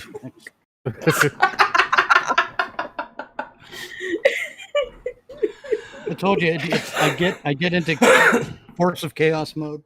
He's a chaotician. Exterminate. Exterminate. Exterminate. I was gonna fucking plug and chill, and it's like I don't even. Forget it. Just good night, folks. Good night, everybody. Good night, folks.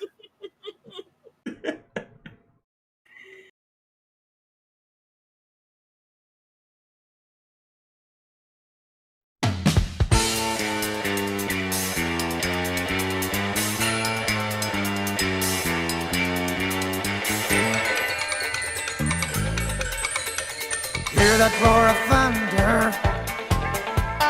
Hear those tires scream. Is every boy's hero, every lady's dream. Flying down highway heading west in a streak of black light called the Bandit Express. Look out, the bandits coming, tires screaming, engine humming. Looks like the bandits on the move. Look out, the bandits coming, bet your money and warn no women. Tell no smokies all to take a rest, 'cause they'll never get the Bandit Express.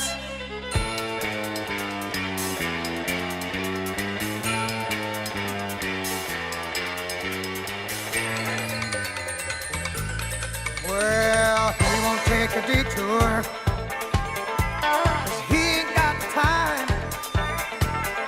He can turn on the nickel and give you change for a dime. Always first, never second best. It's a streak of black lightning